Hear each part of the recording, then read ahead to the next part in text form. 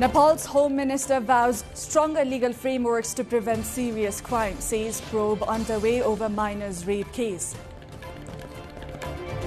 Nepal's Land Management Minister says solving land-related problems is government's top priority, also seeks support of local governments. Over 5,000 disasters reported across Nepal in last 4 months, 250 killed, over 6,000 households affected. US hits Canadian goods with 50% tariffs over trade talks fail Canada to match US tariffs dollar for dollar. US and Iran escalate rhetoric as Washington prepares new sanctions against Iran. Iran condemns scheduled sanctions.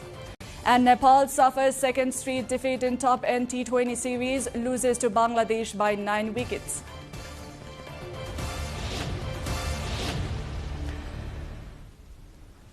Good evening. I'm Diksha Awasthi and this is NTV World Primetime News. We are coming to you live from Kathmandu at 1900 hours Nepal time. Elsewhere it's 13:15 in London, 22:15 in Tokyo and just after midnight in Sydney. Now the news in detail. Nepal's Home Minister Sudan Gurung has reaffirmed the government's commitment to establishing strong legal and institutional frameworks to prevent serious crimes. He came with the view, particularly in light of the tragic case of 3-year-old Garima Chaudhary in Bara district.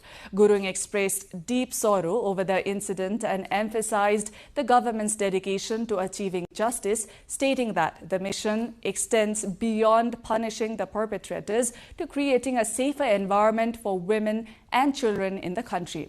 The Home Minister highlighted that the government is learning from previous errors and has already initiated an investigation with suspects being promptly apprehended.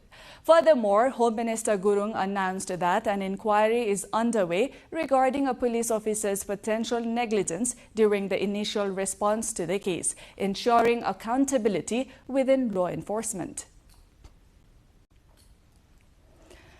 Meanwhile, protests continued at Maitighar in Kathmandu today as well, demanding justice for 3-year-old Garima Chaudhary, who was allegedly raped and killed in Bara district. Citizens, youths, students, rights activists and representatives of various organizations joined the demonstration, calling for strict legal action against those responsible. Protesters chanted slogans demanding justice for the child and accountability for those involved in the case.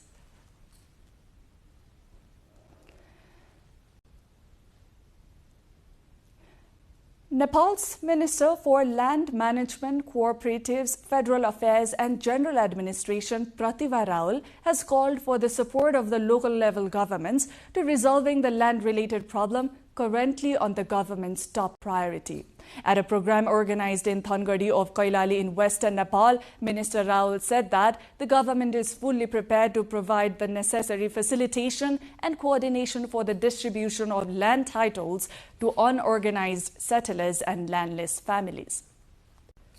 नीतिगत कुराहरु हुन सक्छ अरु कुराहरुले के अप्ठ्यारो भइराछ यसलाई चाहिँ कसरी स्पिड अप गर्न सकिन्छ छिटो भन्दा छिटो किनभने कैलालीमा पनि धेरै समस्या छ हैन त्यही भएर हामीलो टप मोस्ट प्रायोरिटीमा भएको काम हो त्यही भएर म यही फलानो दिन चाहिँ म भन्न सक्दिन अझ हैन तर हामीले चाहिँ जति सक्दो चाँडो यो चाहिँ यहाँ चाहिँ लालपुर्जा वितरण कार्यक्रम सुरु गर्छौं.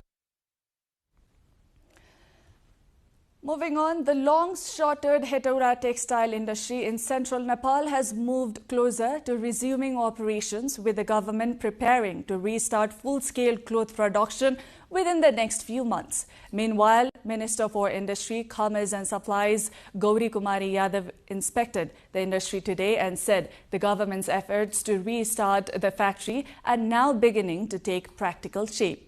The reopening process gained momentum after a technical team from the Nepal Army began repairing damaged machinery and equipment at the factory, which has remained closed for 26 years. Currently, 10 looms are being operated on a trial basis to test cloth production. Meanwhile, following the successful initial test, authorities plan to gradually bring the remaining looms into operation.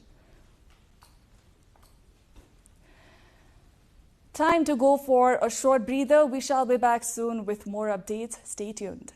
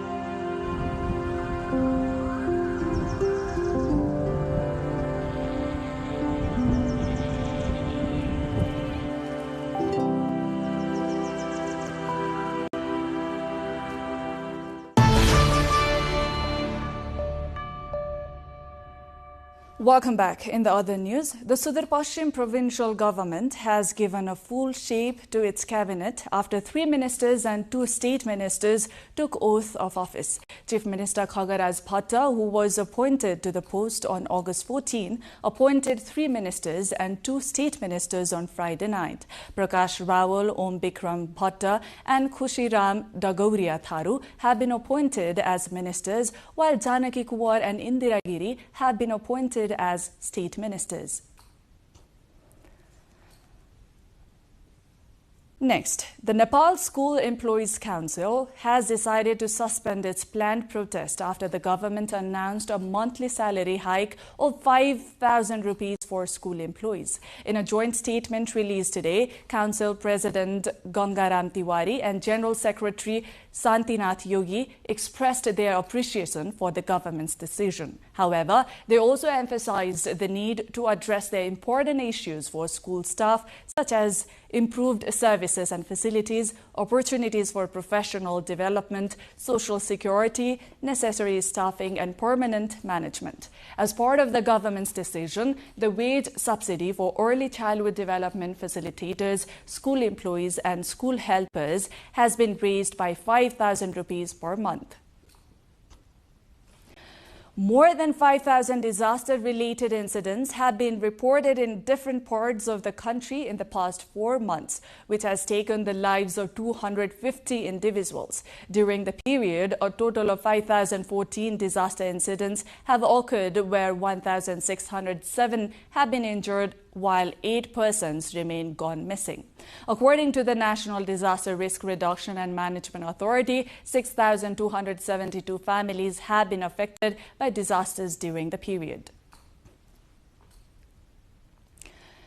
Meanwhile, landslides, floods and road erosion triggered by incessant rainfall have disrupted vehicular movement in several parts of Nepal, damaging roads, bridges, farmland and private property and forcing authorities to restrict traffic on a number of major routes. According to the Nepal Police Headquarters, roads have been affected in Kavre, Sindhupalchok, Raswa, Rukum West, Lamjung, Ilam, Nuakot, Rolpa, Palpa and Makwanpur. In Nuakot, heavy rain has caused landslides and flooding at several locations in the eastern part of the districts. Roads, bridges, houses, sheds, livestock shelters and agricultural land have been damaged in various local levels of Nuakot. In other mountainous district, Raswa, the Devrali Dimsa Trail, a major route to Gosaikunda, has been blocked by landslides following overnight rainfall. Authorities, meanwhile, have urged commuters to remain alert and check the latest road and weather conditions before embarking a journey.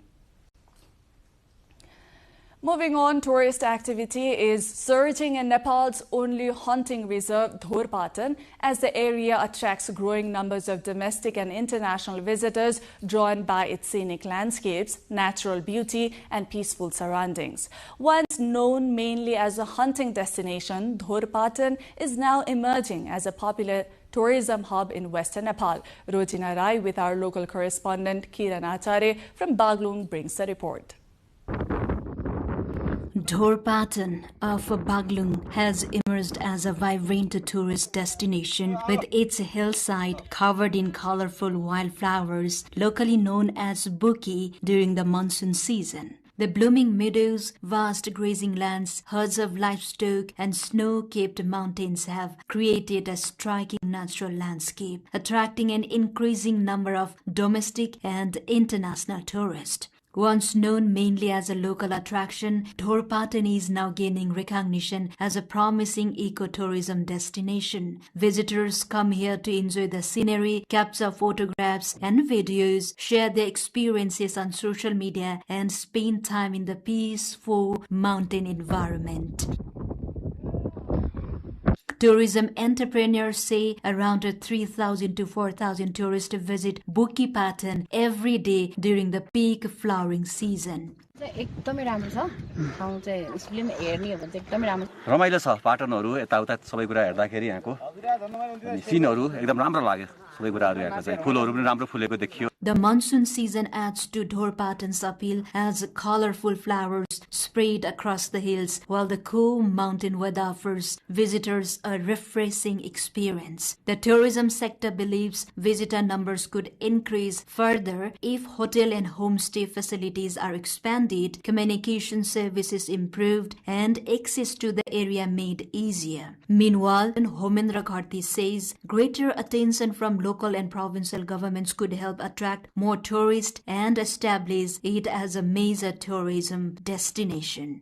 यो ठाउँलाई अलिकति विकास गर्नको निम्ति हाम्रो स्थानीय सरकार, प्रदेश सरकार र केन्द्र सरकारसँग जुन सम्बन्धित जनप्रतिनिधिहरूले चासो देखाउनको निम्ति म हार्दिक अनुरोध गर्न चाहन्छु. The place offers a different attraction in different seasons, making it a destination with year-round tourism potential. The Dhorpatan Hunting Reserve is also gradually emerging as an all-season tourist attraction, adding to the area's appeal for nature lovers and adventure seekers. However, locals say coordinated efforts from all three levels of the government, along with greater private sector investment, are needed to improve tourism infrastructures and services there. With better connectivity, accommodation and promotion, it has the potential to develop into one of Nepal's major mountain tourism destinations. Time now to go for another break, but we will be back soon with more international and sports updates.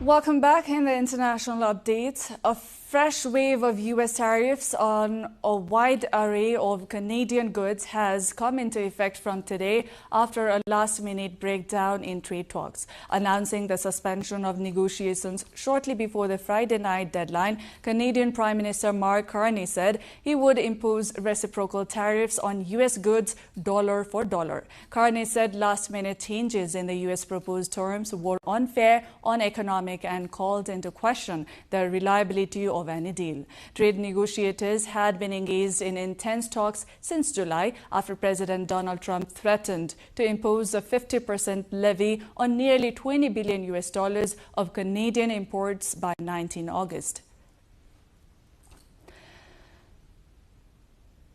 Meanwhile, U.S. President Donald Trump said he has a good relationship with Canadian Prime Minister Mark Carney. Speaking before the collapse of trade deal talks between the U.S. and Canada, Trump further said that he remains open to working with Carney despite differences between the two countries over trade and tariffs. Republicans are asking you to delay that move on imports. Well, we want to get the beef prices down, so we'll get them down a little bit. And that's what people want, that's what the voters want, and that's what I want. The ranchers are great, they're my people. I love the ranchers, they've done a fantastic job, but they admit that we need a little help and in order to get the prices down. So that's what we're doing. Moving on, the United States and Iran exchanged defiant messages ahead of Monday's scheduled announcement of new U.S. economic sanctions that could impact the Islamic Republic and Tehran's most important trading partners, including China. As the war neared 6 months old, the two sides were not exchanging fire, but also not pursuing peace talks. All the while, oil shipments through the Strait of Hormuz have virtually halted as Tehran clings to its leverage by threatening to strike any unauthorized oil tankers that attempt to transit the narrow waterway. Iran's foreign ministry spokesperson on Saturday said that the imminent U.S. announcement of new economic sanctions on Iran was assertion of extraterritorial sovereignty over every independent member state of the United Nations. North Korea slammed Japan's reported plans to increase its defense budget, accusing Tokyo of preparing for a war of aggression as its U.S. ally pursues talks with Pyongyang. Japan has been gradually moving away from its post-World War II pacifist stance, increasing military spending, ramping up defense pacts, and deploying missile launchers to its outer islands. The Japanese Defense Ministry is now seeking a record high budget for the upcoming fiscal year, putting the sum at $56 billion. The United States, an old Japanese and South Korean ally, meanwhile seeks its own engagement with Pyongyang, with President Donald Trump scaling back annual military deals with Seoul aimed at countering potential threats from the nuclear-armed North. Pakistan Tehreek-e-Insaf, the party of former Prime Minister Imran Khan, has filed a contempt petition against the government over its handling of his medical transfer. The petition seeks action against the Prime Minister, Law Minister, Information Minister and other government officials for allegedly failing to comply with a Supreme Court order concerning Khan's medical treatment. A three-judge bench on Tuesday ordered authorities to transfer Khan from the jail to a private hospital in Islamabad within 2 days for a medical examination following repeated concern over his health. Authorities instead transferred Khan to the state-run Pakistan Institute of Medical Sciences on Friday for a brief medical checkup before returning him to jail. PTI also alleges that authorities denied Khan access to his personal physician, which the party considers another violation of the court's directive. Let's take another short breather here. We shall be back with more international and sports updates.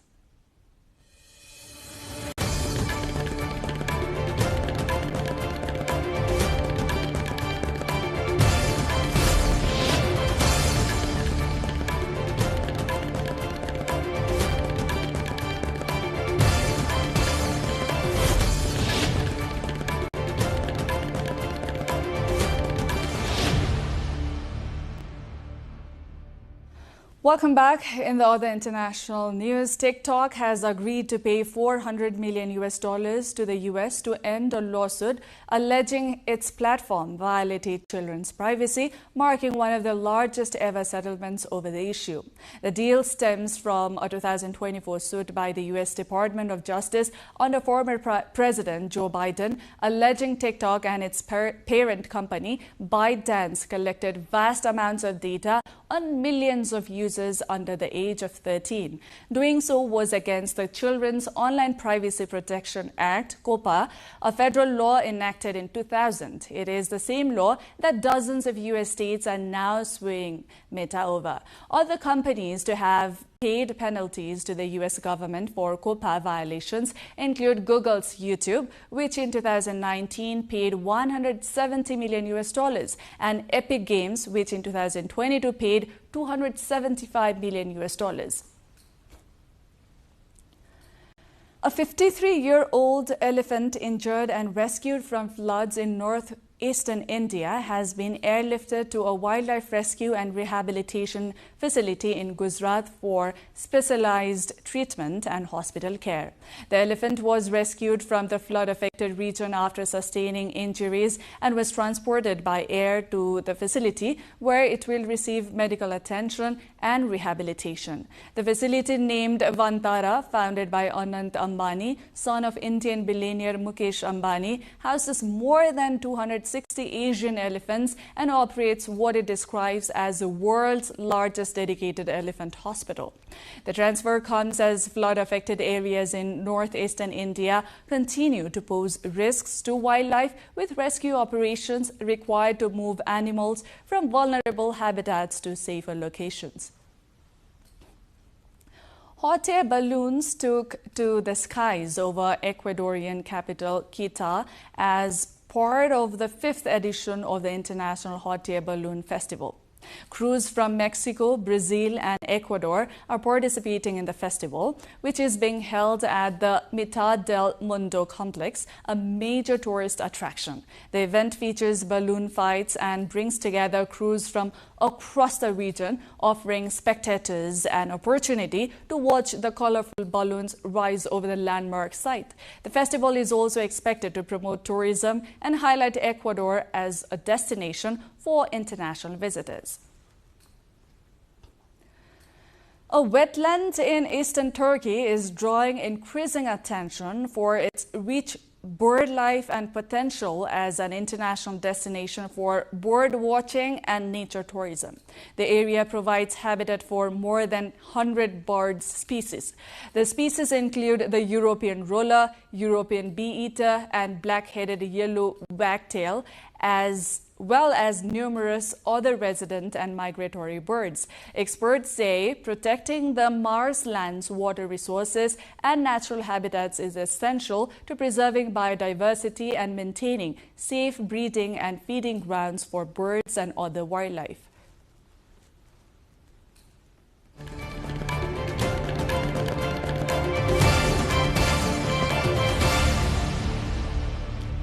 Now on to sports update.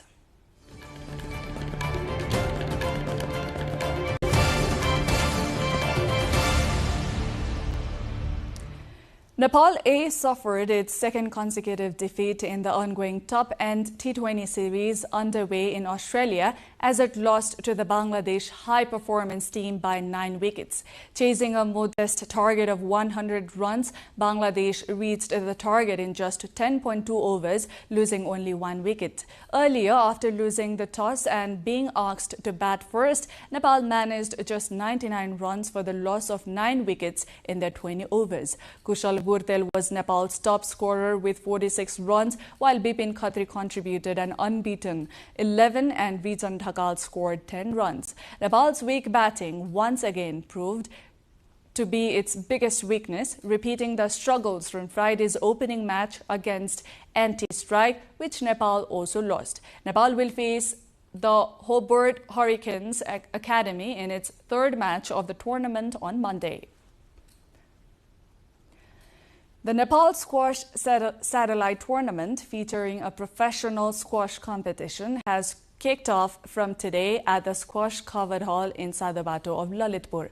A total of 16 players from Nepal, India, Bangladesh, Sri Lanka, Malaysia, Italy, and the United Kingdom are competing in the tournament. According to the organizers, the winner of the competition will receive a cash prize of $400. The tournament will continue through Tuesday.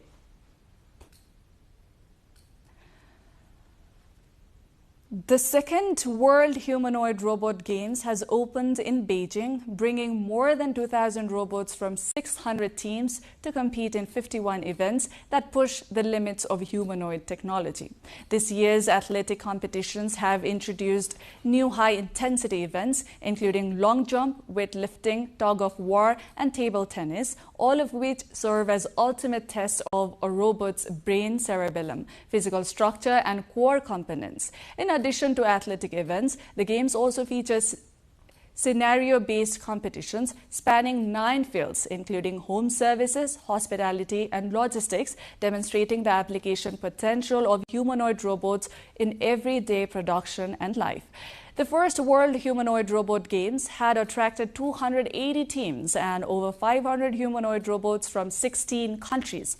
This year's event will run through August 26.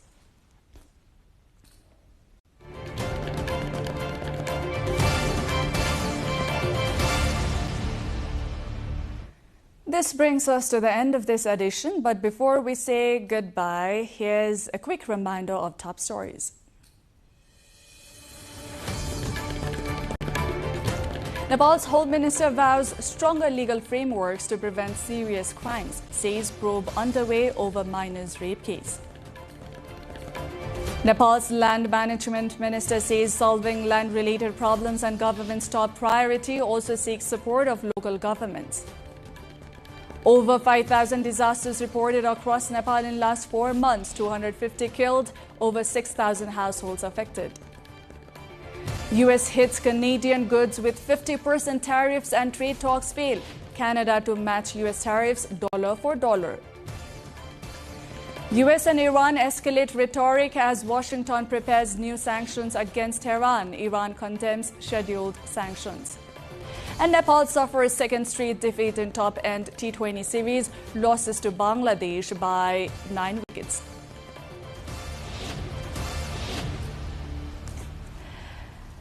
That's it for this edition of Primetime News. Our next bulletin will be at 2200 hours Nepal time. Do join us through our social media and get the latest updates from our official website, nepaltelevision.com. Thank you for staying with us. Have a wonderful evening ahead.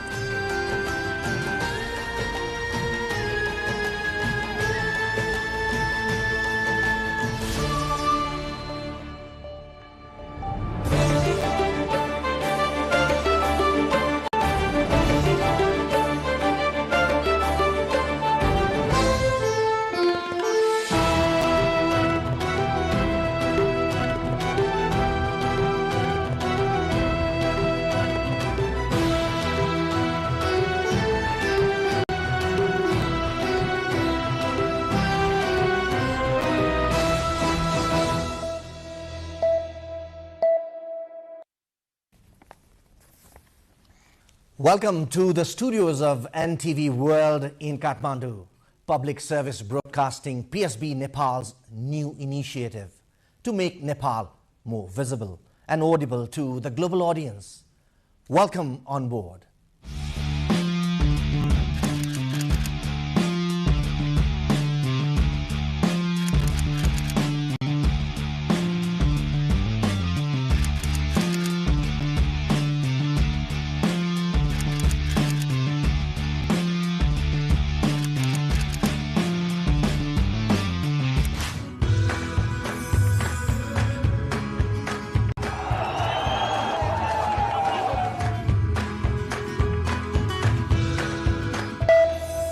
This is NTV World, facts that speak, insights that matter.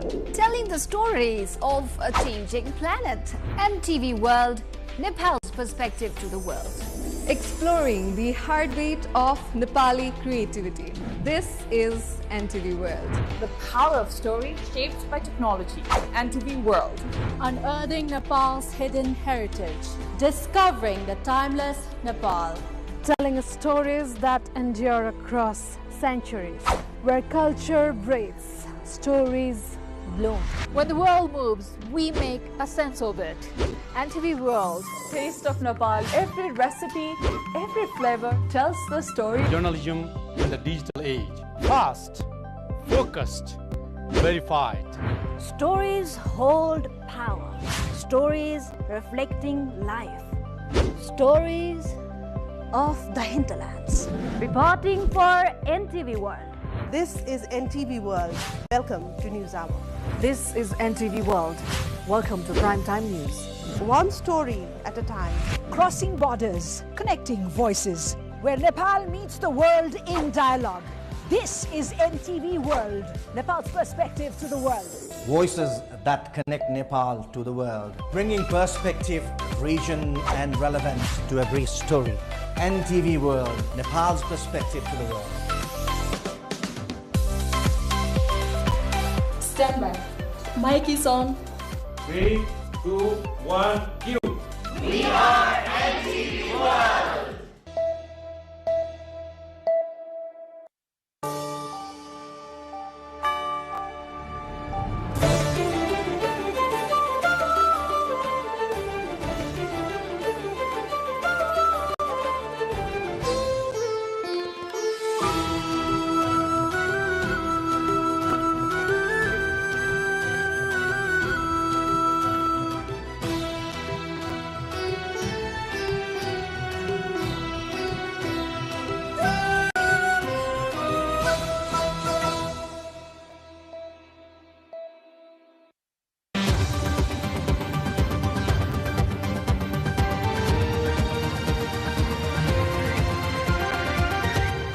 This is The World This Week, your weekly roundup of the latest international events and updates. I'm Bhavana Kesi, bringing you the week's major developments from political shifts to geopolitical tensions, space science, culture, nature, and inspiring stories of human feats and resilience. We have all that you need.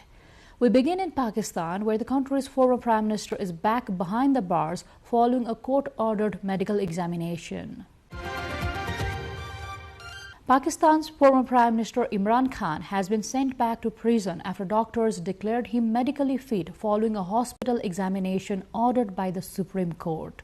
Pakistan's former Prime Minister Imran Khan was moved back to prison early on Friday after being examined by doctors at a hospital in Islamabad, who deemed him medically fit. The Supreme Court had on Tuesday ordered that the cricketer turned politician be taken to the hospital within 48 hours to be examined by physicians following complaints about his health. It was the most significant relief Khan has received from the courts since he was imprisoned in 2023 on corruption charges, which he says were politically motivated. As well as being transferred to hospital, the court order also specified Khan should be allowed to see his family, which he has not been able to do in months. The Supreme Court meanwhile told Khan's party not to conduct news conferences outside the hospital. Following this, the judges and members of PTI issued warnings to supporters not to gather outside the hospital. That would be a breach of the court order. Khan, who previously captained the Pakistan national cricket team, served as the country's prime minister from 2018 to 2022. He was imprisoned in August 2023 and has faced charges in more than 100 cases, ranging from leaking state secrets to selling state gifts, all of which he decried as politically motivated. Khan and his wife Bushra Bibi were both sentenced to 17 years late last year. His jailing triggered large-scale protests by supporters, which were met with a crackdown by the authorities. Despite his jailing, Khan remains a significant presence in Pakistani politics with a large number of supporters.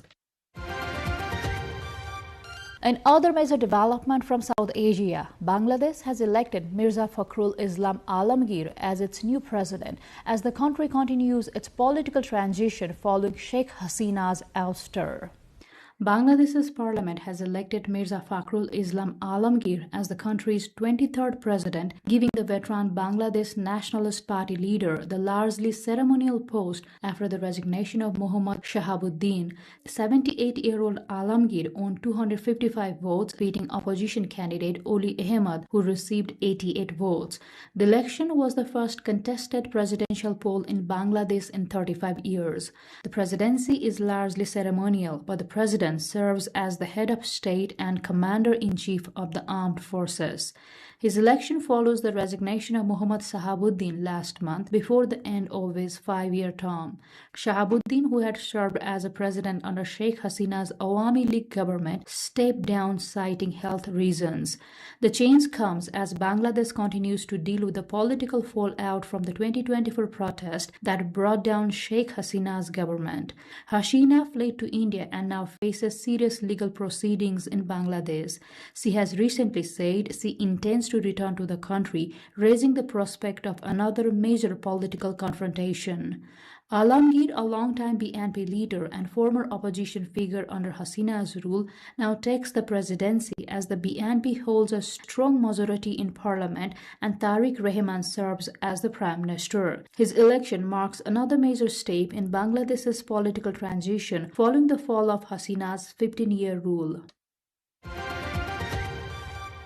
Turning to East Asia, North Korea has fired around 10 short-range missiles as joint U.S.-South Korea drills ended 6 days early following U.S. President Donald Trump's order to scale them back. North Korea has fired around 10 short-range ballistic missiles towards the East Sea, just as a major joint military exercise between the United States and South Korea ends earlier than planned. South Korea says the missiles were launched from the Pyongyang area and flew about 300 kilometers before falling into the sea. Seoul has condemned the launch as a violation of UN Security Council resolutions. The launches came after North Korea strongly criticized the annual Olchi Freedom Shield exercise, calling it a rehearsal for invasion. The drills were originally scheduled to run in 2 phases through August 27, but after US President Donald Trump ordered a substantial reduction in the scale of the exercises, American and South Korean forces agreed to end the drills after the first phase on Friday, cutting the planned duration roughly in half. The decision has raised questions about the future of the US-South Korea security alliance. Seoul regards the exercises as an important demonstration of Washington's commitment to defending the South. Trump, meanwhile, has signaled that he wants to meet North Korean leader Kim Jong-un again later this year and revive nuclear diplomacy.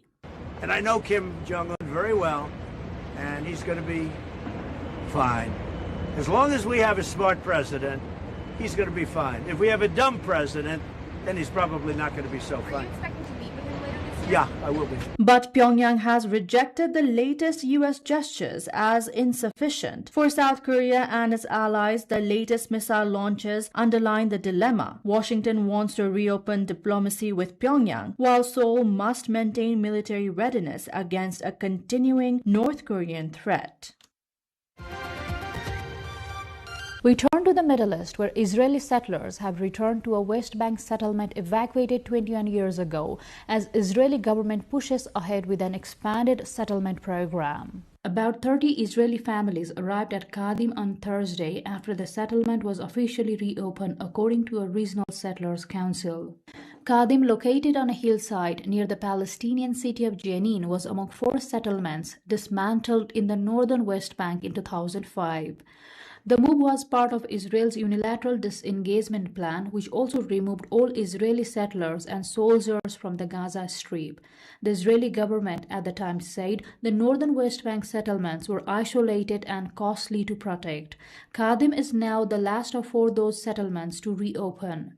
Ghanim, Sanur and Homes have already been re-established, with settlers moving back in. The return comes as Israel's current government accelerates settlement expansion in the occupied West Bank. Since taking office in late 2022, it has approved more than 100 new settlements, including 19 in the northern West Bank. The United Nations and most of the international community consider Israeli settlements in the occupied West Bank illegal under the international law, while unauthorized outposts are also illegal under Israeli law. The expansion has further increased tensions with Palestinians and drawn international concern over the future of the West Bank and prospects for a two-state solution. Now to Afghanistan, where the Taliban marked 5 years in power, with supporters celebrating while international criticism over its policies continues.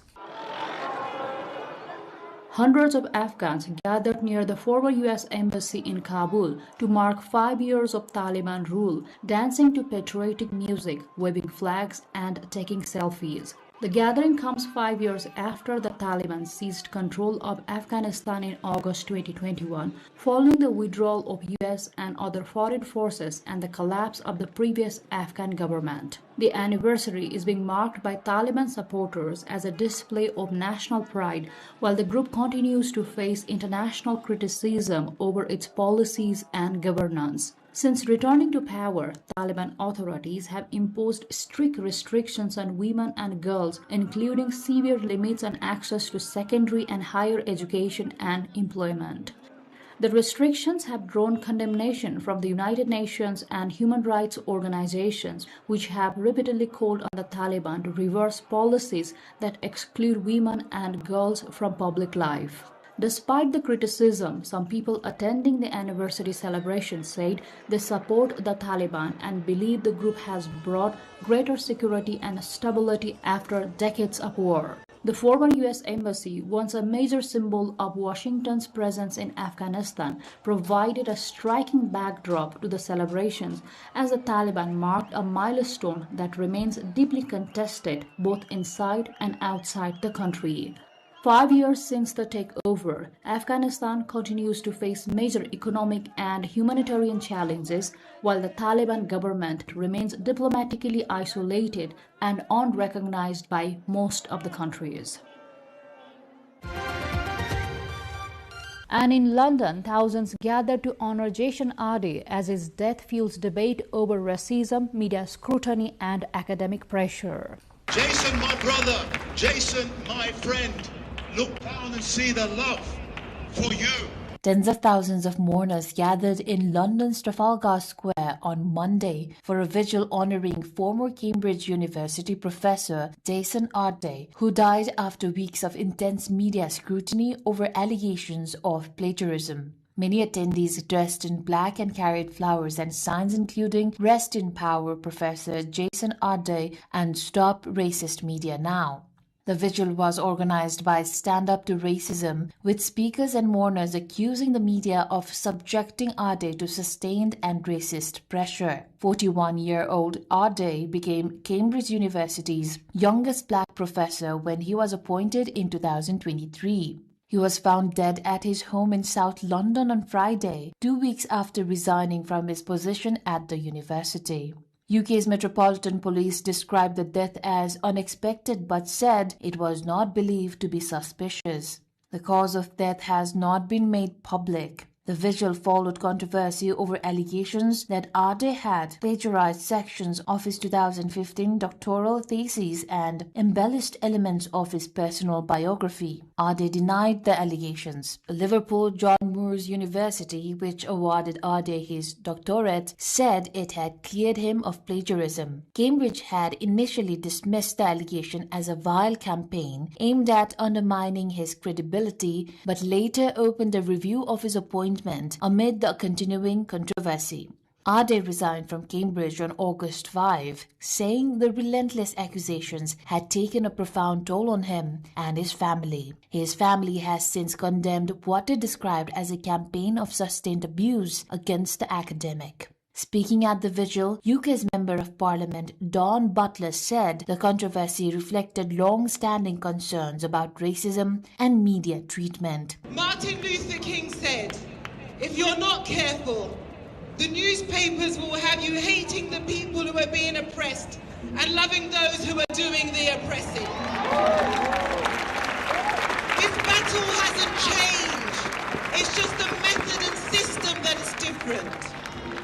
The vigil brought together mourners, supporters, and campaigners who called for greater scrutiny of racism in the media and highlighted the pressures faced by black academics.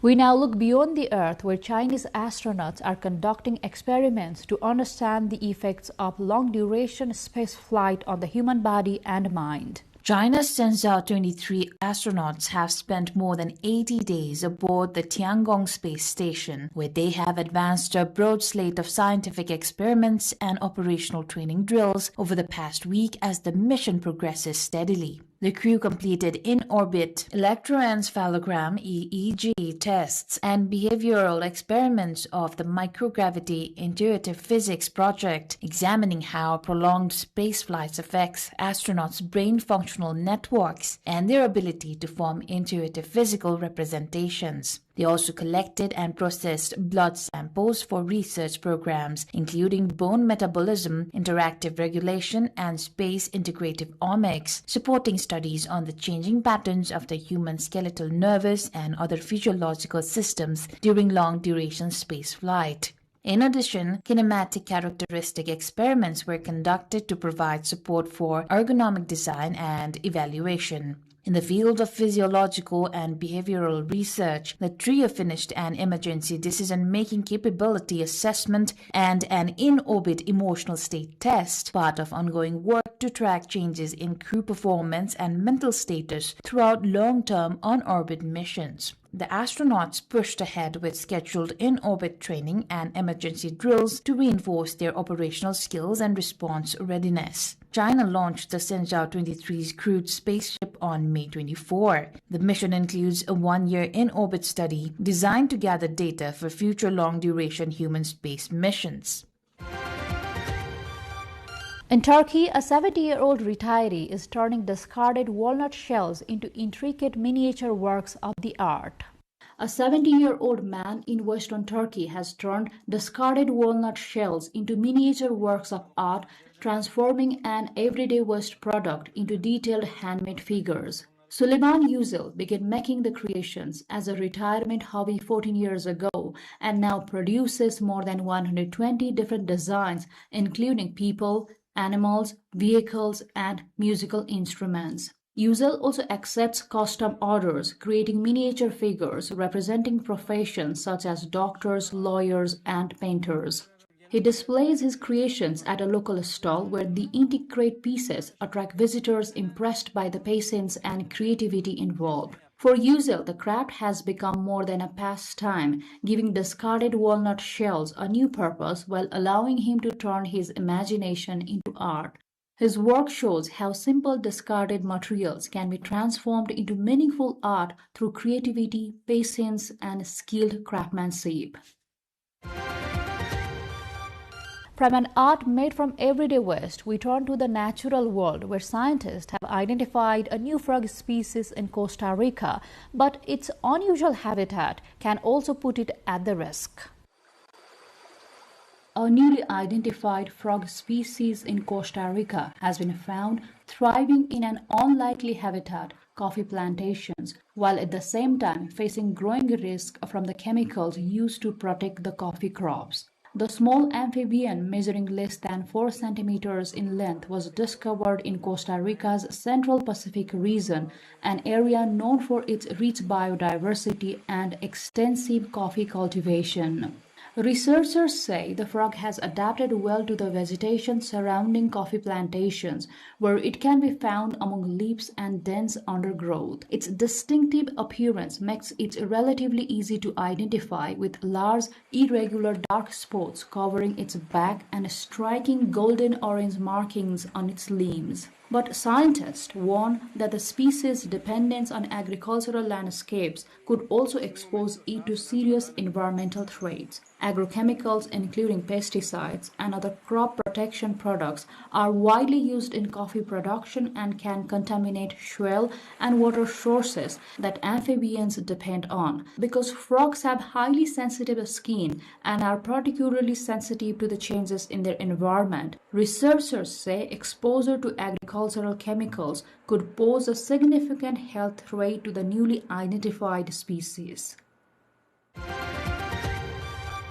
We head north to Norway, where a modern Viking ship is back in Oslo after appearing in Christopher Nolan's movie The Odyssey. The Draken Harald Hafagre, described as the world's largest modern Viking ship, has returned to Oslo after appearing in Christopher Nolan's blockbuster film The Odyssey, bringing renewed attention to Nordic maritime heritage and traditional shipbuilding. The full-scale wooden ship was used during production of the film, which is based on Homer's ancient Greek epic. Following the movie's global release, the ship's crew hopes its role in the film will generate new interest in the real seafaring traditions and craftsmanship associated with historical Viking ships. The vessel's appearance also provided its crew with memorable experiences during filming, including an unexpected incident involving one of the actors. Tramell Hudson, a crew member, recalled that an actor seated in front of him became seasick and vomited over the ship's rail, with some of it blowing back onto Hudson.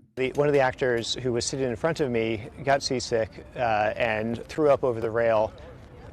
It blew back on me, and I thought that would be my big scene because the IMAX camera was very focused on him, and with me in the background dodging the debris. But I didn't see that particular scene in the film, so yeah, that was a bit of a disappointment for me. Okay. The ship's involvement in the Odyssey has given the crew an opportunity to showcase traditional Nordic maritime skills to a global audience. Built using traditional techniques and materials, the Draken Harald Hafagre represents a modern reconstruction of a Viking-era longship and is used for sailing expeditions and cultural projects. With the vessel now back in Oslo, its crew hopes the international exposure from the film will encourage greater interest in traditional shipbuilding and the maritime heritage behind the legends that continue to influence popular culture. We turn to nature's own spectacle as Mount Etna erupts again in Italy, attracting a large crowd eager to see the glowing lava. Dozens of residents and tourists have gathered with the guides on the slopes of Mount Etna to watch an active lava flow from one of the world's most active volcanoes. The eruption has turned the Italian landmark into a major attraction during the peak summer holiday season, with visitors gathering at designated areas to observe the glowing lava. However, the volcanic activity has also disrupted travel in the region, as emissions from Etna have repeatedly affected operations at nearby Catania airport, causing challenges for passengers during one of the busiest periods of the year. Officials continue to monitor the volcano and conditions around the mountain as activity persists. And finally, we head to Japan, where a centuries-old bullfighting tradition continues to draw locals and tourists for a unique cultural event. Tourists and people who returned to their hometowns for the Bon holidays have enjoyed traditional bullfighting in Okinoshima town on an island in Shimane Prefecture, western Japan. A total of 12 locally raised bulls, weighing between 500 and 900 kilograms each, locked horns in the tournament. About 500 people attended the first bullfighting event of the year, which was held at night to avoid the intense summer heat. 3 tournaments are held in the town each year. In the bouts, 2 bulls faced off, locking horns and pushing against each other, while handlers called out and pulled ropes attached to the bulls' noses to lower their heads. In the final bout, the 2 bulls fought an evenly matched battle until one turned away and tried to run off, losing the match. Spectators cheered loudly from the stands when the champion was decided. A tourist from Osaka said he was pleased to see the powerful bullfighting. The event is said to have begun about 800 years ago to console retired Emperor Go-Toba, who was exiled to one of the Oki Islands. That's all for this edition of The World This Week. Thank you for joining us, and we hope you enjoyed as much as we did bringing it to you. We look forward to bringing you more of the stories shaping the world next week. You can also visit our website at www.nepaltelevision.com and follow us on our social media platforms and YouTube channel. I am Bhavana Casey. Until next time, take care and goodbye.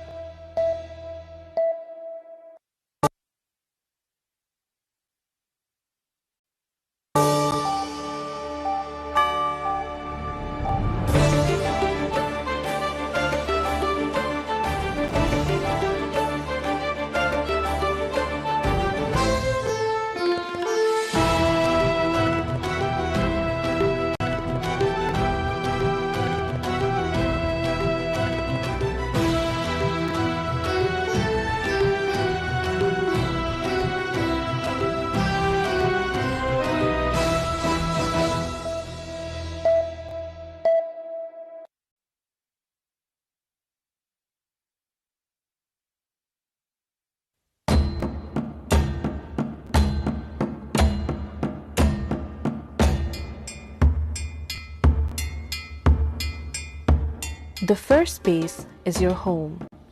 The second space is your work or school. Oh, very good. And the third space?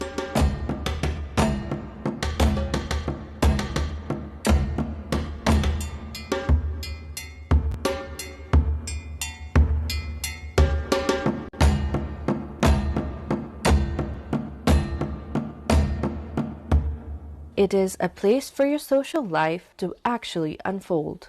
Capital city-हरु चाहिँ मान्छेहरु चाहिँ आफ्नो लाइफमा आफ्नो day to day लाइफमा यति धेरै busy भइसकेका हुन्छ कि उनीहरु एकदमै आइसोलेटेड भइसकेका हुन्छन् के सो यसबाट चाहिँ like to get over it अनि एक्सप्लोर गरेर आफूलाई फ्रेश गराउनको लागि हैन त्यसको लागि चाहिँ it's really essential. In many parts of the Western world, third spaces look like cafes, libraries, pubs, and so on. We have those too in Nepal. But historically, we have always done it a little differently. म चाहिँ यो नजिकै बस्ने भएको भएर म यो ठाउँमा अक्सर आइरहन्छु हैन मलाई यो पब्लिक प्लेसहरु सार्वजनिक ठाउँहरु एकदमै मन पर्छ मलाई चाहिँ अनि अब काठमाडौँ आफै पनि साँगुरो छ हैन हामीसँग थोरै मात्रै पब्लिक स्पेसहरु छ त्यसमध्ये बसन्तपुरको यो सार्वजनिक स्थल चाहिँ एकदमै मलाई लाग्छ काठमाडौँभित्रको क्राउडमा पनि अलिकति रमाइलो गर्नलाई आफ्नो फ्यामिलीसँग टाइम स्पेन्ड गर्नलाई अनि अलिकति फ्रेस भएर बसौँ अलिकति हावा खाएर बसौँ भन्ने हो भने यो ठाउँ चाहिँ हाम्रो वर्ल्ड हेरिटेजमा भएको साइटहरू हेर्दै हामी मजाले रमाउन सक्छौँ गफ गर्न सक्छौँ. The term third space comes from sociologist Ray Oldenburg's 1989 book The Great Good Place. He described it as public space outside of your home or work where you can exist socially and build connections. But in Nepal, the idea of a third space has existed for centuries. नेपालको सन्दर्भमा हेर्यो भने पनि हामी 16औं शताब्दीमा मल्ल राजाहरूले चाहिँ यसलाई create गरेको पाउँछौं. तर त्यो भन्दा अगाडि पनि लिच्छवीकालीन हेर्यो भने पनि यो स्पेसहरू चाहिँ क्रिएसन गरेको देखिन्छ. किनभने काठमाडौँ दरबार स्क्वायरमा हेर्यो भने एउटा चाहिँ के छ भने स्पिरिचुअली पनि लिएको छ. त्यहाँ शिव पार्वती मन्दिरहरू छ भने हनुमान ढोका छ. त्यस्तै गरेर नसाल चोक छ दरबारको लागि. त्यस्तै गरिकन कुमारीको पनि त्यही छ. यो जम्मैले हामी के देख्छौँ भने यो थर्ड स्पेस चाहिँ हामी अहिले मात्रै होइन कि परम्परागतदेखि नै पाइन्छ. बिहान पख चाहिँ किसानहरूले ताजा तरकारी ल्याउने पनि भेट्छौँ. अनि अहिले पनि कुरा आछ फ्रेस सब्जीहरू खान्छ भने बिहान यो थर्ड स्पेसमा जाने भन्छ. अहिले पनि हामी हेऱ्यौँ भने यो दरबार स्क्वायरको वरिपरि तरकारी के अरे बेच्न बिहान बिहान किसानहरूले ल्याएको हामी पाउँछौँ. यो चाहिँ त्यही भएर यो परम्परागत देखिन्छ. अर्को चाहिँ के छ भने यो इन्टरेक्सन गर्ने ओल्ड एज अथवा रिटायर मान्छे यस्ता मान्छेहरूले पनि त्यो थर्ड स्पेस युज गरेको पाउँछौँ. From temple courtyards to neighborhood chokes to palace squares, our third spaces are woven into the fabric of our history and culture itself. They live on the temple steps. They are sheltered under the shade of the traditional falcha and poured into teacups at hole-in-the-wall tea stalls. कोही कोही साथीहरु मिलेर आउँछ कोही कोही अब विदेशीहरु पनि आएर चिया खान आउँछ यहाँ अनि अब कोही अब यसो अब कामसाम सकाएर आरामले चिया खाने हिसाबले आउनेहरु पनि मान्छेहरु आउँछ है अब बेलुकासम्म काम पसल बस्छ बन्द गरेर चिया खान आउनेहरु पनि आउँछ तपाईको यहाँ. Beyond these grand palace courtyards, the surrounding traditional neighborhood also have their own junctions, built as a part of the people's local daily lives. दरबार भनेको चाहिँ यो कन्ट्री वाइड भयो त्यतिखेर र नेबरहुड वाइड भन्छ के नेबरहुडमा पनि हामी चोक चोक भेटाउँछौँ. त्यो अनि त्यसलाई पनि के गरेको छ त भन्दाखेरि हायरार्की गरेछ तहगत छुट्याइदिएको छ हैन. व्यक्तिगतलाई स्पेस पनि दिएको छ. जस्तो हामीले चाहिँ चारवटा दाजुभाइहरूको घर बनाएको छ नि एउटा कोर्टयार्ड बनाइदिने अनि त्यहाँ एउटा मन्दिर बनाउने गणेशको अथवा बुद्धको के छ त्यो एउटा ल्यान्डमार्क बनाउने र आफ्नो बिहानको घाम ताप्ने ठाउँ मात्रै होइन कि अब बसेर कुरा गर्ने अनि कार्यक्रमहरू गर्ने कुनै कार्यक्रम त्यस्तो अनि अलिक त्यो भन्दा वाइडर गर्यो भने अलिकता ठुलो कम्युनिटीमा जाने एउटा प्राइभेटबाट चाहिँ कम्युनिटीमा आयो अनि यो चाहिँ बस्नपुर जस्तो चाहिँ अब कन्ट्री वाइज एउटा नेसनल लेभलको चाहिँ स्पेस हो त्यो अलिक ठुलो छ. The third space does not have to be something high-tech or carefully curated. It just needs to be accessible enough for people to visit, relax, and connect. Third spaces are where people come together, talk, and feel like a part of something bigger, communal. In the hustle and bustle of a city like Kathmandu, they offer what many of us crave: a connection, a pause, a sense of belonging.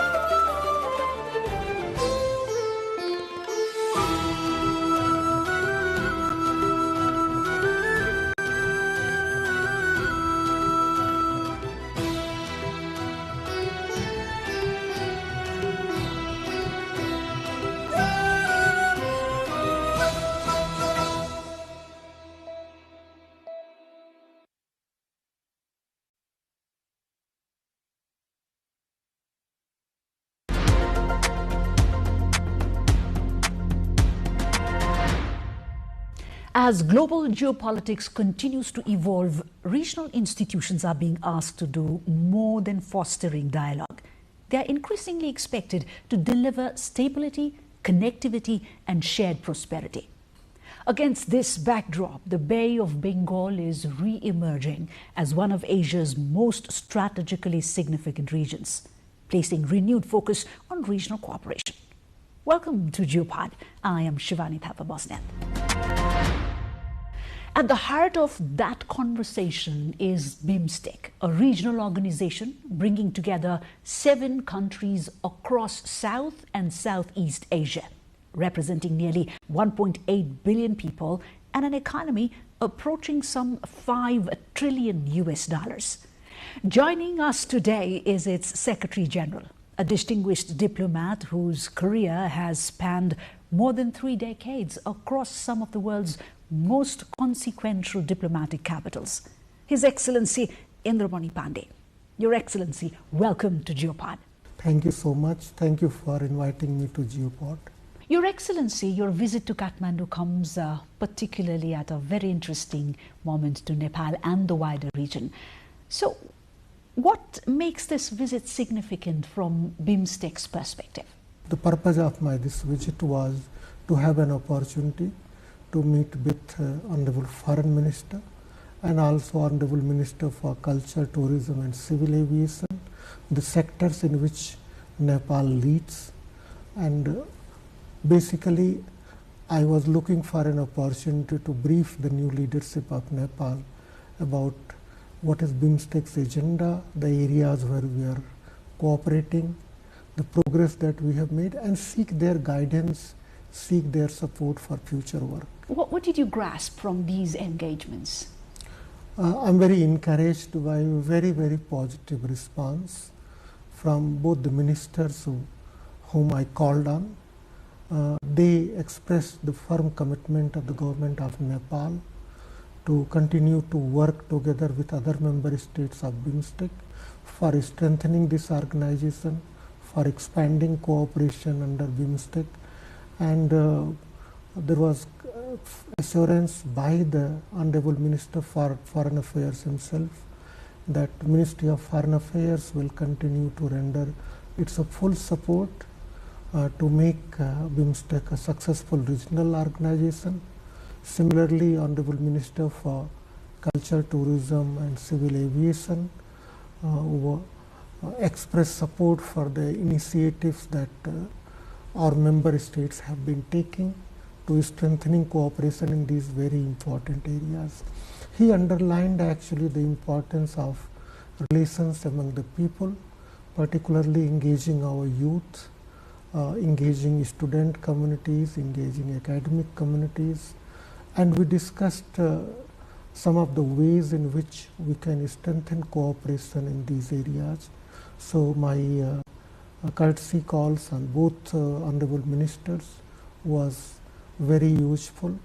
Similarly, I had a very comprehensive discussion with Honorable Foreign Secretary of Nepal, where we went over the comprehensive agenda of BIMSTEC, and we decided the next steps that will be taken under BIMSTEC and where Nepal would be playing a very significant role.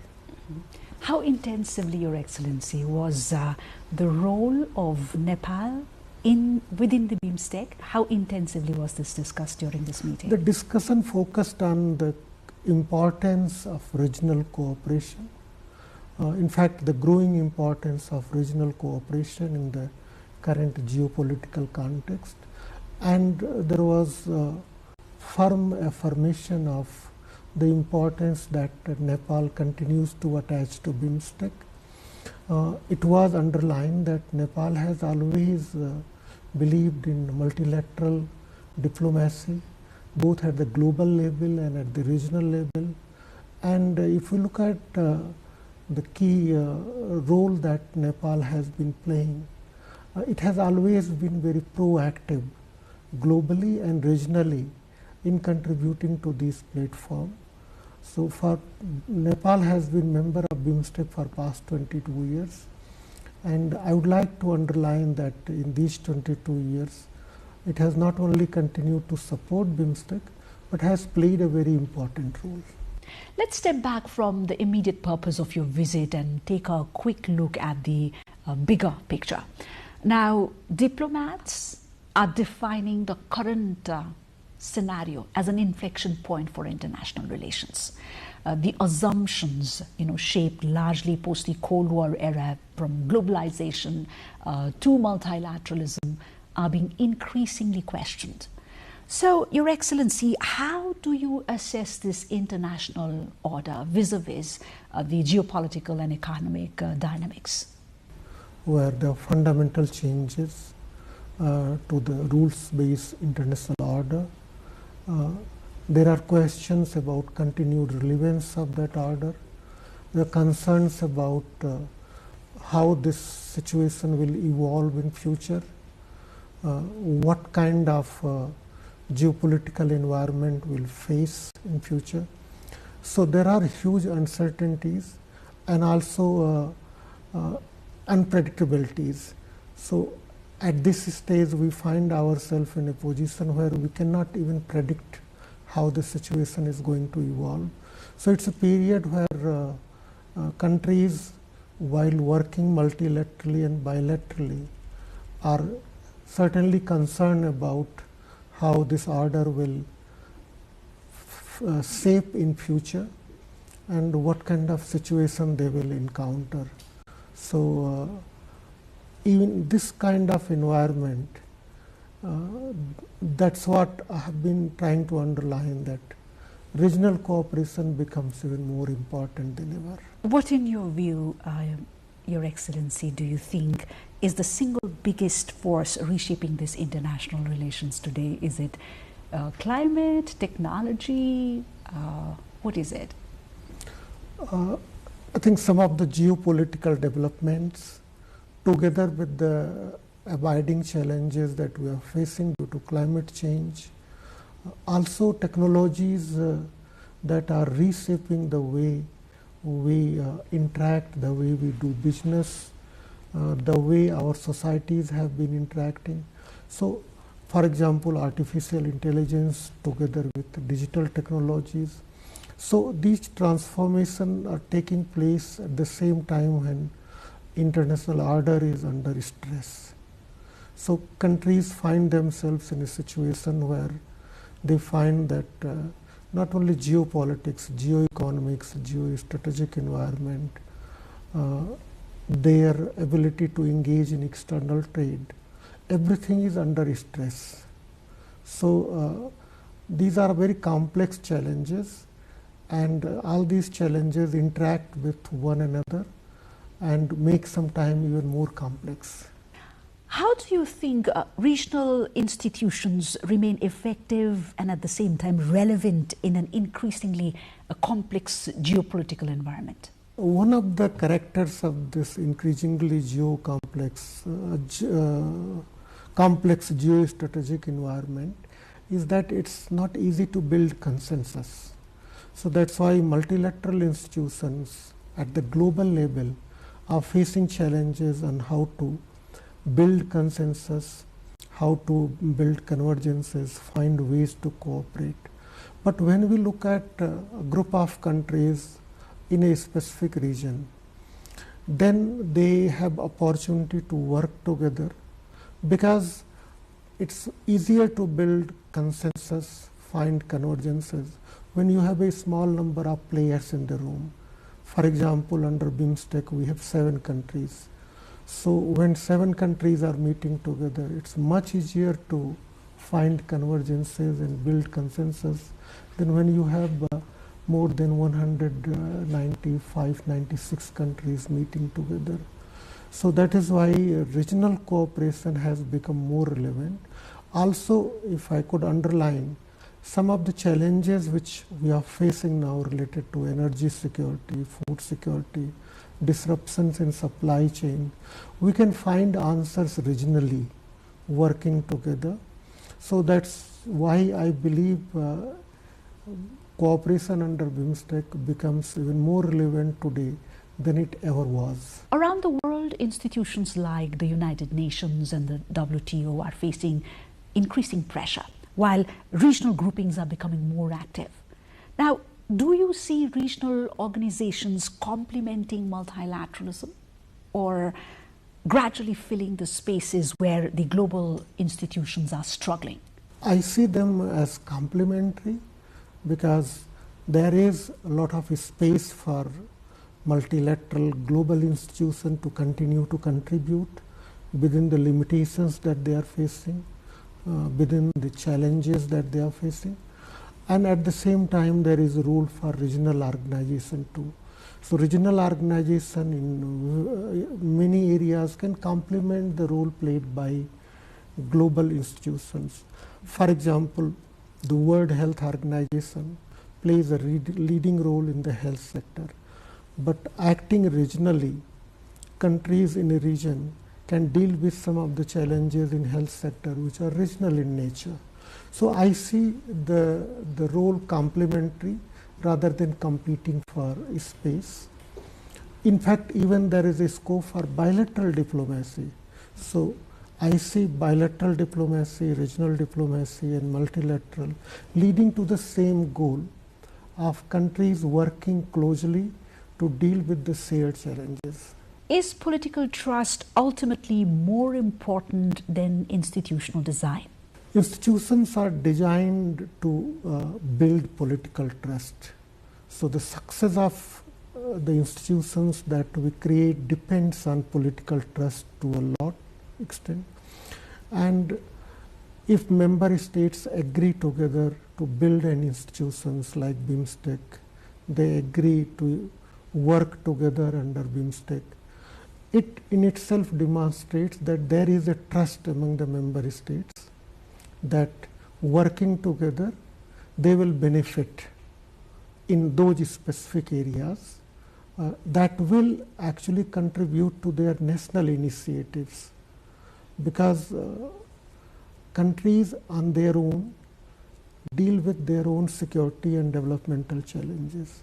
But they also believe that working together at times it will contribute to their own national initiatives.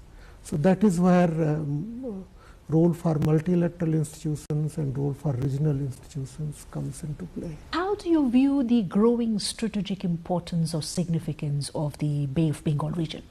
It has always been a very important region, the region which has always been connected. It is believed that Bay of Bengal actually connected different parts of Asia. Our civilizational exchanges, cultural exchanges in the past, if we see the trade that took place between different parts of Asia through Bay of Bengal. So Bay of Bengal has always been a very important maritime space for people-to-people exchanges, for trade, for travel, for tourism. And what we are trying to do through BIMSTEC is to re-energize those linkages, reimagine them, and in the contemporary context try to build the very same relationships that always existed among the nations. So we are not trying to do anything new.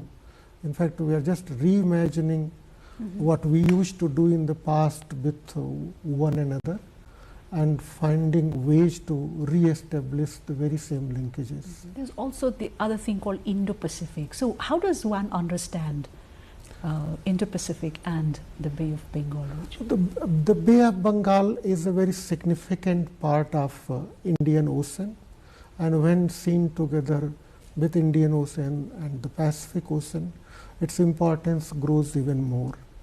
If we look at the trade through Asia, from one part of Asia to another part of Asia, going westward from east, the Bay of Bengal plays very important role. Similarly, from west to east, the trade flows through the waters of Bay of Bengal. So it remains a very important bay, both from the developmental perspective and from the security perspective. Your Excellency, regional organizations are increasingly judged by outcomes and not just by aspirations. How is BIMSTEC translating regional cooperation into tangible benefits for the member states? I fully agree with you that BIMSTEC, like any other organization, should be judged through the tangible outcomes that we can achieve through our different cooperation mechanisms. I have been interacting with think tanks, with academia, with media, and this has been the usual perspective that the cooperation should be intended to provide tangible benefits to the people. And that's why under BIMSTEC we are actually focused on engaging in tangible cooperation in different sectors. We have agreed action plans in different areas of cooperation. Our focus is on implementing those action plans, working together with our member states, but also with our external partners, so that we can leverage their capacities, their programs for the benefit of our member states. And again, if we look at the evolution of BIMSTEC in 1997, it was conceived actually as a platform where countries from South Asia and Southeast Asia could engage in tangible cooperation. If you look at our name, it says multi-sectoral, technical and economic cooperation. So the emphasis is always on engaging in cooperation. It's a non-political organization, and our member states are committed to keep it as a non-political organization, keeping the political issues away from our agenda. If we look at our agenda, it's very comprehensive. It's development focused. We cover most of the sustainable development goals agreed by the United Nations, and our member states want to expand cooperation to cover all the sustainable development goals. So we are very development focused. We are very focused on implementation of our plans of action, our master plans, and we are committed to delivering tangible benefits to people of our nations. As you mentioned, together we are home to about 1.8 billion people. Now, if the BIMSTEC is successful, even partly in addressing some of the challenges that our people face, we would have made a significant contribution to their welfare, and that remains the abiding goal of BIMSTEC. Connectivity, we all know, has traditionally meant roads, all sorts of ports, railways, and so on. But today, increasingly, it is including digital infrastructure, energy grids, and even financial systems and resilient supply chains, right? Has the meaning of connectivity changed? It has expanded because traditional means of connectivity remain important. So land connectivity remains important, as also does maritime connectivity, air connectivity. But as you mentioned, we have also looked at expanding the scope of connectivity to include digital connectivity. And there is a proposal to for our member states to work together in enhancing their digital public infrastructure. We are also looking at capacity building in some new areas of technology like artificial intelligence, so that our member states, wherever there are gaps, can address those gaps and work together. There is again a proposal on the agenda to look at how do we connect the payment systems of our member states. How do we work together to make the trade among our member states in their own currencies possible. And we have recently set up a new working group on fiscal and monetary policy. And one of the items on its agenda is to look at actually how to strengthen financial relations among our member states. And I'm happy to inform your audience that this group will be meeting next month in Colombo, the very first meeting of this group, and will be looking at its comprehensive agenda. So we would like to enhance our connectivity in every dimension. Last year we signed an agreement on maritime transport cooperation, which was also signed by Nepal and Bhutan, two of our land-linked members, out of their belief that more maritime connectivity would also benefit them. We are in the process of negotiating a motor vehicle agreement to enhance land connectivity. Our master plan on transport connectivity is being implemented by our member states. So we are working in different aspects of connectivity together, so that as you underlined, we deal with connectivity in all its dimensions, and connectivity will be the bedrock for future cooperation in all of the other areas. You made a mention of the financial systems and especially the buying each other's goods in their own currency. This draws a little attention, Your Excellency. Could you walk us through this? What is on the table at the moment, and how much of importance will this fetch during your Colombo meet? So this is on the agenda of our experts who would be meeting for the first time actually. So they will have an opportunity to hold discussions on this very important agenda item, and then we are looking forward to some concrete outcomes of their deliberations, because when our member state meet, then they look at what they are doing nationally, then they try to identify what they can do collectively at the regional level. So when they are meeting next month in Colombo, I am sure they would look at all the dimensions of these very important areas of cooperation, and we are looking forward to the outcome of the meeting. Talking about artificial intelligence, like any other sector, Your Excellency, it is also reshaping diplomacy, like from negotiations to cybersecurity to public diplomacy and even conflict, right? Just a little curious thought, is diplomacy ready for the AI age, or has it been, has it adapted quickly enough to the AI age? Actually, diplomacy is very important in order to shape the global environment in which the AI would evolve, because we are all aware of the likely implications of some of the ways in which artificial intelligence is developing. I think there is a collective responsibility of the UN member states, both acting globally and regionally, to ensure that this evolution in artificial intelligence remains firmly anchored in the welfare of the people. It serves the interest of the people. So that is why in BIMSTEC context too, we have made a small beginning by working together with ITU, International Telecommunications Union, on engaging in capacity building about AI, so that the challenges that we are going to face in AI domain will become evident for all our member states, and then we can explore the avenues for cooperation.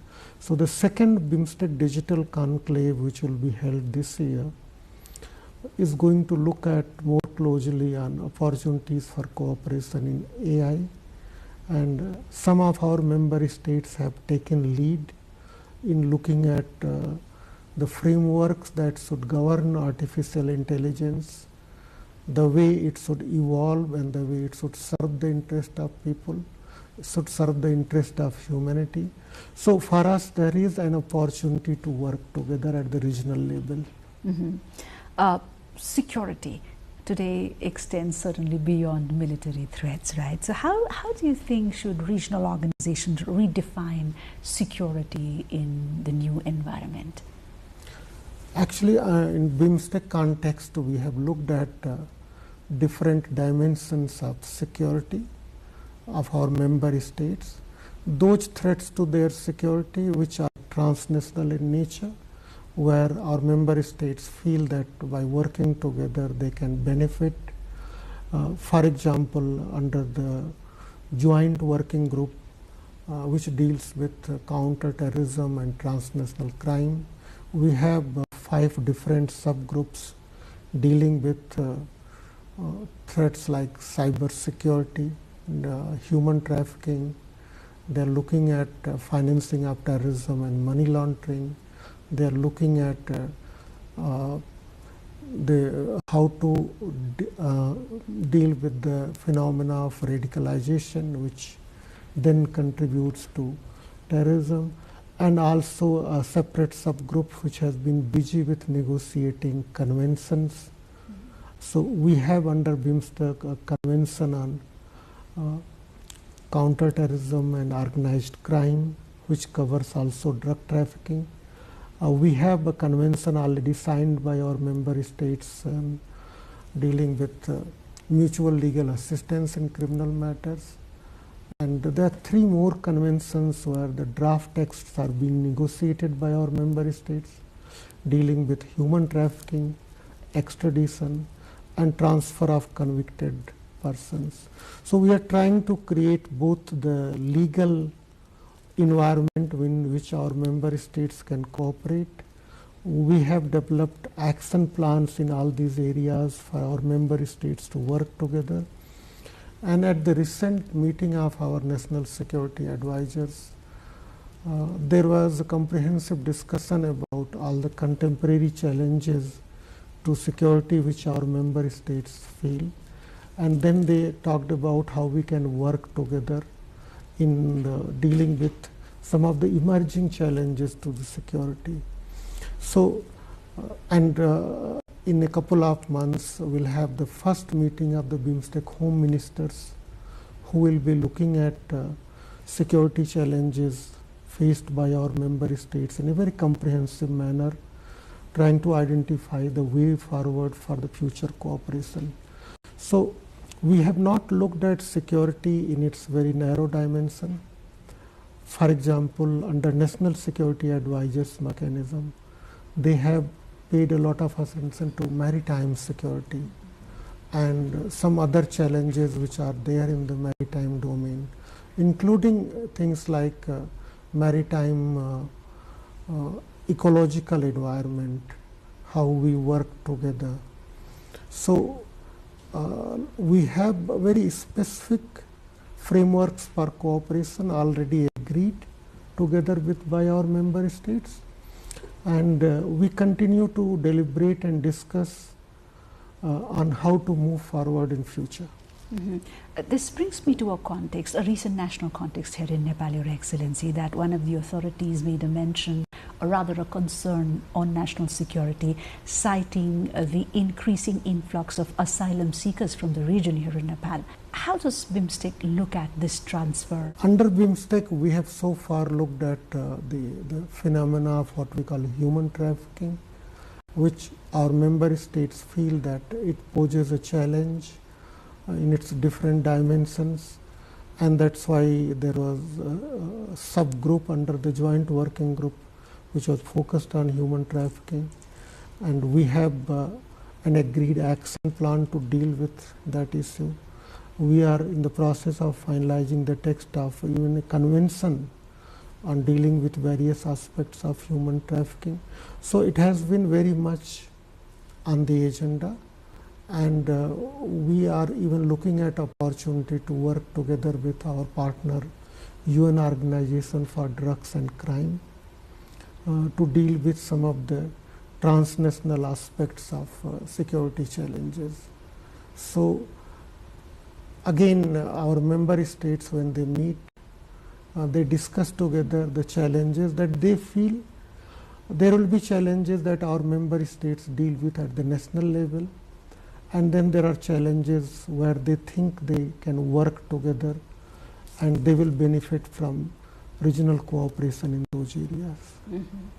As the region fetches a lot of strategic vantage and importance at the moment, Your Excellency, and especially in an era of fragmented supply chains and economic uncertainty that we are currently experiencing, where do you see the Bay of Bengal region creating its greatest strategic advantage? I think our advantage is that we already have very strong relationship among our member states. We have our foundational civilizational links, we have shared historical experiences, there is a huge cultural connect, and we have a tradition of working together. So it's not something new for member states in Bay of Bengal region to work together with one another. They have been doing so for long. So in the changed geostrategic environment, I think there is a case for our member states to continue to work together, expand their cooperation, and in that process they will be able to deal with some of the serious developmental challenges they face, or even security challenges of transnational nature they face. How do you view Nepal's evolving role within BIMSTEC? Nepal has been a member of BIMSTEC for past 22 years. So the decision of Nepal to join BIMSTEC in itself signified that it felt that BIMSTEC provided Nepal another opportunity to engage in cooperation with other like-minded countries.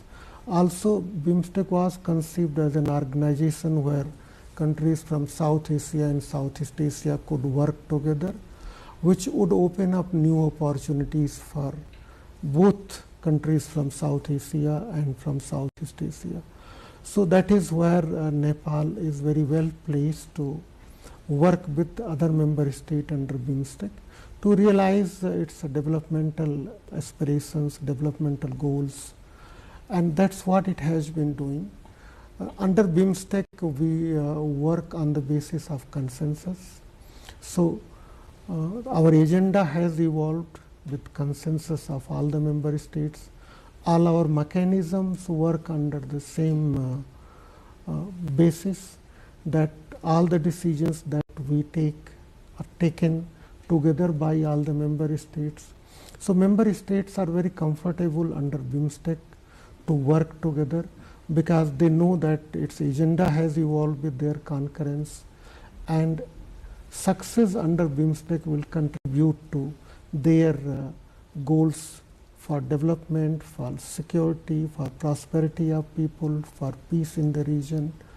And let me again underline that Nepal has not only contributed to cooperation in the areas that it leads, it has continued to host meetings in other sectors too. So it had hosted meeting of, for example, last year, ministers for agriculture, even though agriculture sector is led by Myanmar.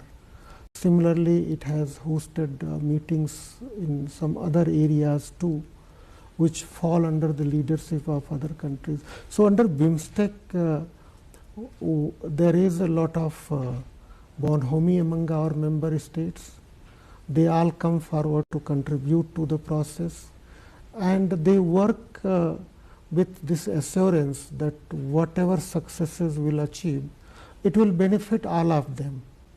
So neither agenda is driven by a particular member state or a particular set of member states, nor the outcome. The agenda, the process, the outcome, everything is consensus based.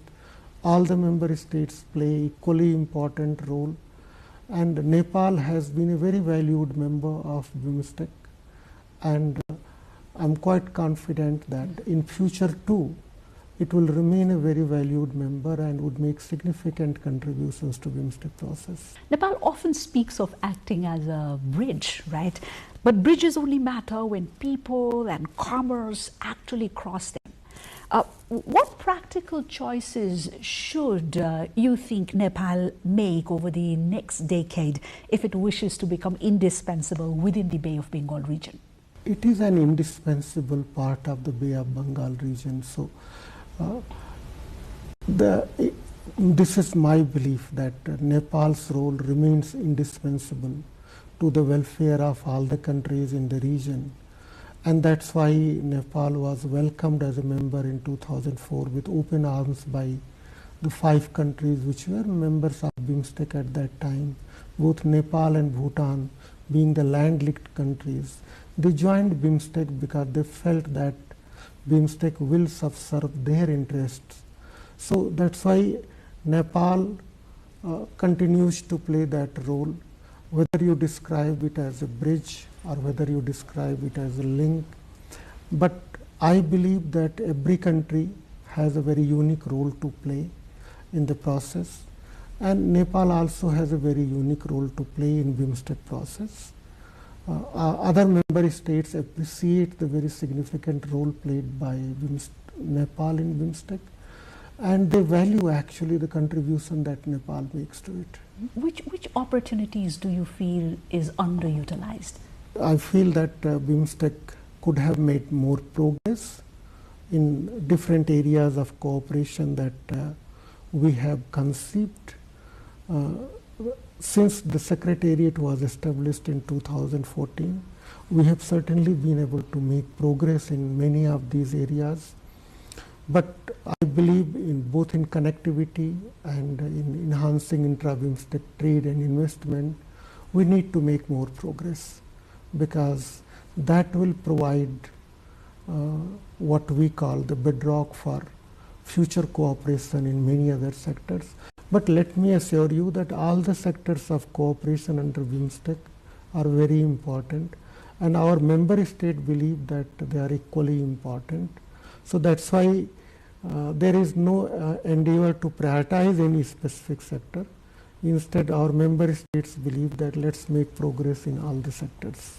Today, economic security is national security. Supply chains, critical minerals, food, energy, digital infrastructure, right? Where should countries like Nepal focus if they are to remain economically resilient? I would like to begin by stressing that not only in case of Nepal, in case of all the BIMSTEC member states, we have a very young population, a very aspirational population. We have the responsibility to make sure that the benefits of the development reach people. So we have to fulfill their aspirations. All our member states are trying to do their best nationally to achieve that goal. And that is where I believe regional cooperation can play an important role by contributing to the national efforts. Again, it's not a substitute for national effort, it complements national efforts. So, in all the sustainable development goals which were agreed globally in 2015 that we need to realize by 2030, I think our member states have lagged behind in realizing all those goals. And there are opportunities to make progress. There have been certainly setbacks in realizing those goals. And I believe by working together, they can better realize those goals than acting alone. So that is where the importance of BIMSTEC comes, that cooperation under BIMSTEC will contribute to national initiatives, national efforts to realize the sustainable development goals for the people of our region. So not only people of Nepal, people of all our member states would like to see the benefits of development. They would like to become more prosperous. They would like to have more opportunities for their development. And we have that responsibility to translate our vision into reality, into tangible cooperation. So that's why rather than identifying a set of goals as more important than others, we need to focus on realizing tangible cooperation in all the areas that we have collectively agreed to work together. The question certainly is, how do we make that happen, right? What are your priorities for BIMSTEC in the coming years? So I'm glad you mentioned BIMSTEC priorities, because the Secretariat's priorities are fully aligned with the member states' priorities. We are there to facilitate cooperation among our member states, to anchor the initiatives that our member states take. And we always focus on implementation by working very closely with all our member states on where are the areas where we need to make swift progress.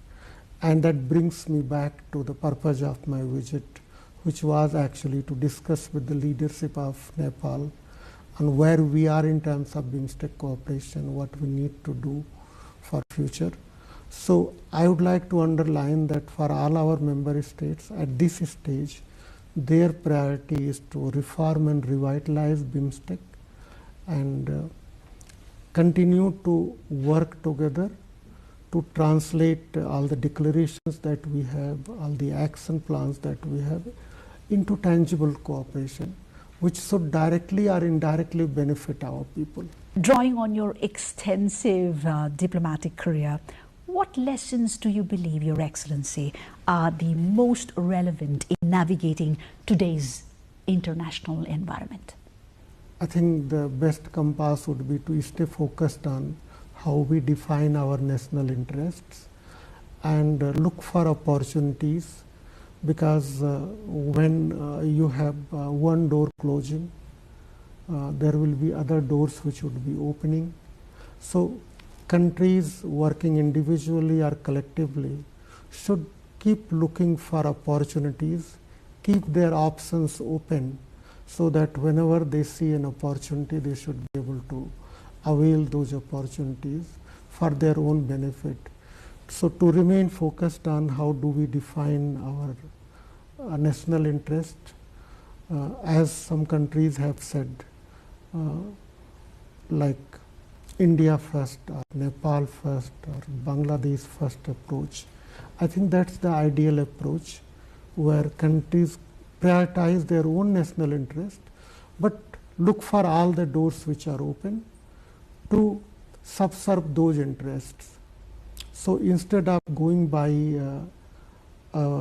certain ideologies or certain beliefs, the approach should be more pragmatic, more practical, more realistic, so that in spite of all the challenges, we are able to spot the opportunities for cooperation and then work together. So that's what I feel as a diplomat, that we all should stay focused on what the priorities of our countries are. And towards the end, if I may ask a slightly reflective question, Your Excellency. 20 years from now, when another Secretary General sits where you are today, what do you hope fundamentally changed in the Bay of Bengal region because BIMSTEC existed? I would certainly like to see, not 20 years later, say 5 years later, 10 years later, that first we are better connected, whether it's, as you mentioned, connectivity through land routes, through maritime routes, through air routes, digital connectivity, trade connectivity.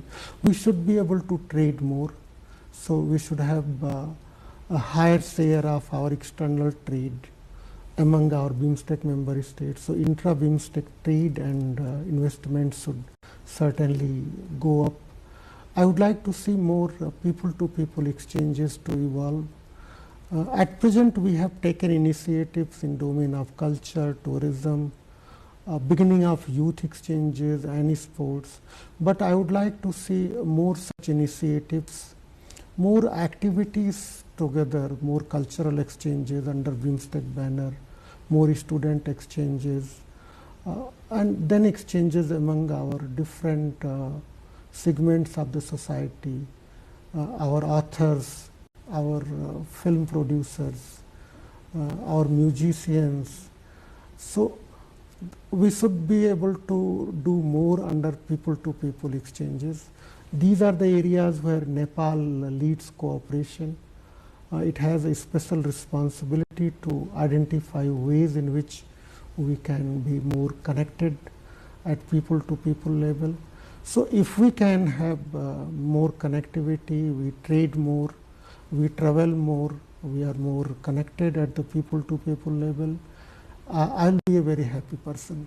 Thank you so much, Your Excellency, for coming over and sharing your very, very valued insights and perspectives. I'm so glad you gave me this opportunity to speak about BIMSTEC and to talk about Nepal's role in BIMSTEC process, the contribution that it has made, the expectations of the organization from Nepal in future.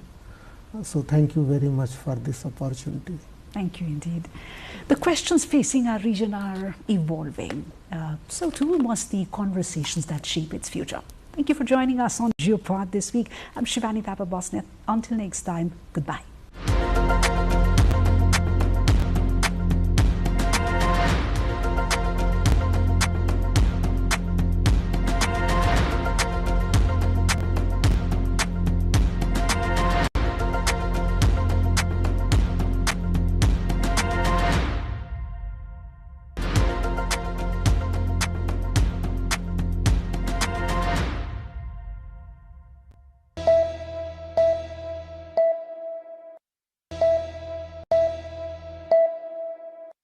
Votekosi and Trisuli river rafting.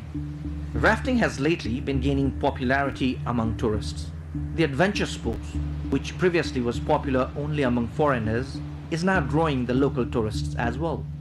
Trisuli and Votekosi rivers that are close to Kathmandu are two popular destinations for rafting in Bagmati province. Let us first explore Votekosi. Whitewater rafting at Votekosi river is included among the 10 best adventure destinations for rafting in the world.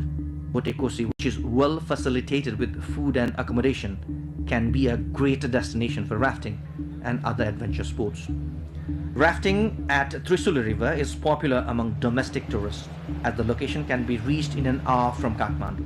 This is where most tourists go for rafting in Nepal.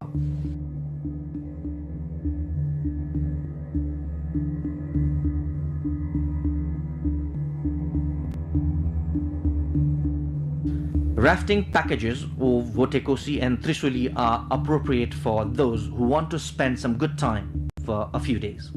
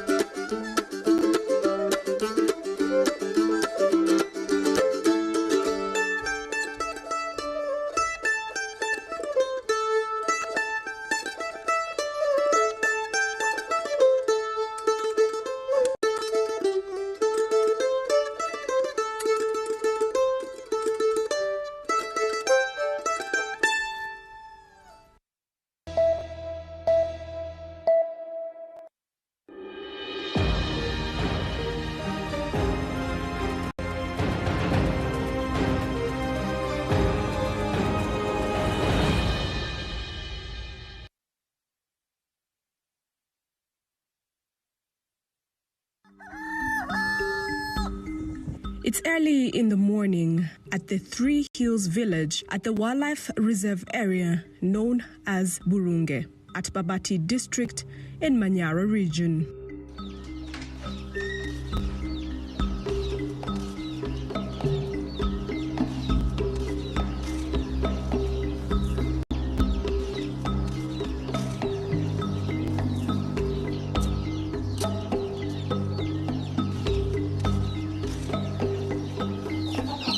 Mama Simba starts her new busy day with her daily responsibilities.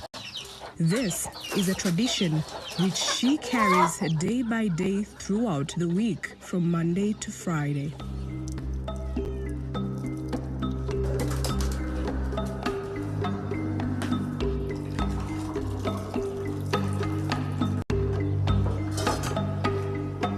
After preparing breakfast for the children, Mama Simba walks the children to school. The school is about half a kilometer from their home. The availability of the community living at this area has managed to create the cohabitation interaction between wildlife and humans. Mdori Primary School is one of the schools that have benefited with various development projects of which are a product of tourism revenue at the Burunge area. Not only within the education sector, such as schools alone, are benefiting from the tourism at the community living within the wildlife reserve area at Burunge, but also health sector, of which both sectors cater social services.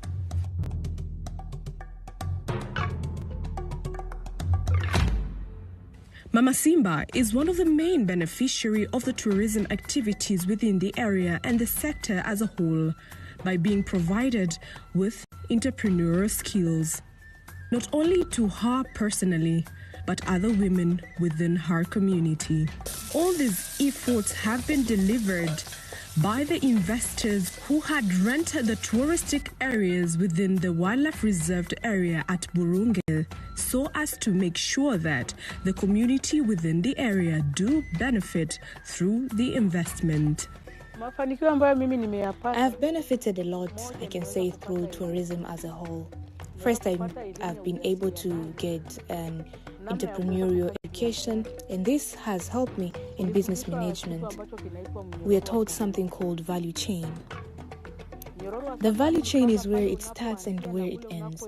So we have been able to get that education, and this has helped me a lot on the business side. I've learned how to do business, what communication skills to use, and when doing business, there is business competition, and how to survive business competition. For example, I'm doing this type of business and there's someone else doing the same business. How should I do it so that I can attract more customers and be different from others? I've been able to learn various methods to be able to do that. Burunge has investors such as Chemchem, Kibo, and many more investors in the wildlife area. I got most of the wildlife knowledge through them. That education has helped me in good governance studies. We have been taught that if you see an animal, you should not think of meat but value in terms of money. We have benefited through our handicrafted products, and we need to protect our forest, because if our forest is invaded and trees used for handmade products are cut down, we would not have other ways to make an income out of handmade products.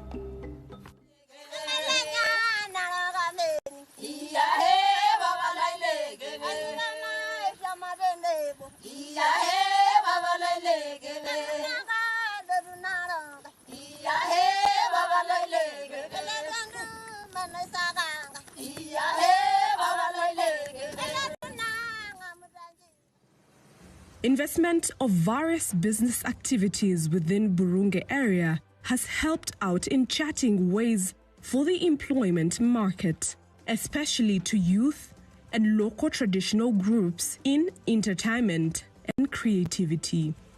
Mama Simba is one of the group member and a leader of the traditional dance group and arts known as Chemchem. And this involves the Maasai and Wambungwe, who are the natives within the area.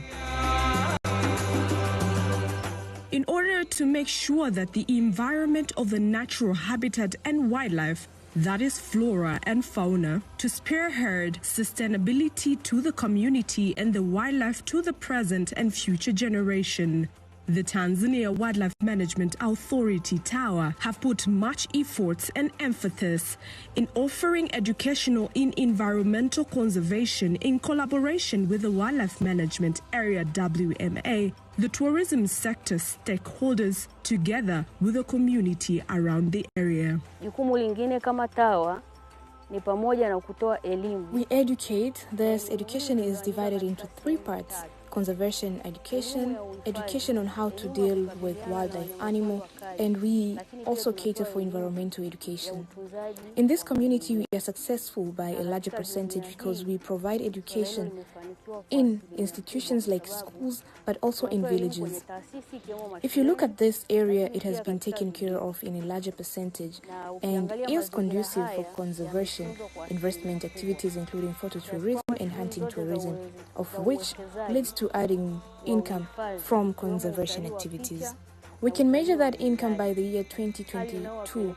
They have managed to collect 2 billion shillings, so this is a profit that goes back to the villages in order to continue doing conservation activities, including wildlife and environmental protection. But the most important thing we offer in these areas, we have said, is sustainable conservation. There is a positive impact that comes from conservation through investment in conservation areas, tourism activities, hence continuation on a larger scale in tourism activities, and we get a lot of tourists. The Burunge community, in collaboration with Wildlife Management Area WMA, has been able to introduce wildlife and human protection by providing employment to women within the community as game rangers. The game rangers do patrol within 24 hours so as to ensure the tight security, hence all illegal conduct within the managed and conserved area for wildlife is prevented, and at the same time, the wildlife animals do not invade the human area and destroy their crops and livestock.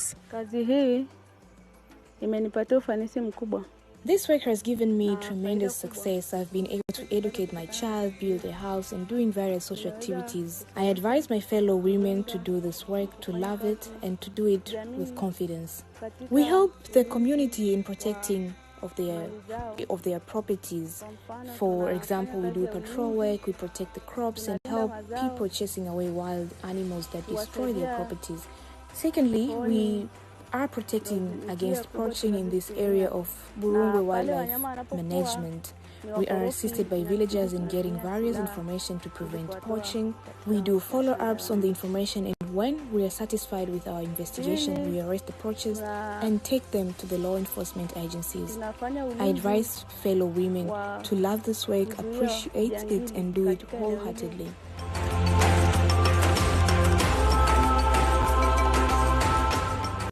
Indeed, the Wildlife Game Reserve community at Burunge has been the best example for sustainable tourism and the best practice in environmental conservation, hence sustainable tourism, and at the same time empowering women. The participation and involvement of the community in environmental and wildlife conservation has been the game-changer spirit in ensuring the illegal conducts like poaching, wildlife trafficking, environmental and agriculture crop destruction is put to an end. The community at large has been able to benefit and access social welfare such as good schools, health centers, and economical boost through the tourism sector. Sustainable tourism for present and future generation. Our heritage, your heritage.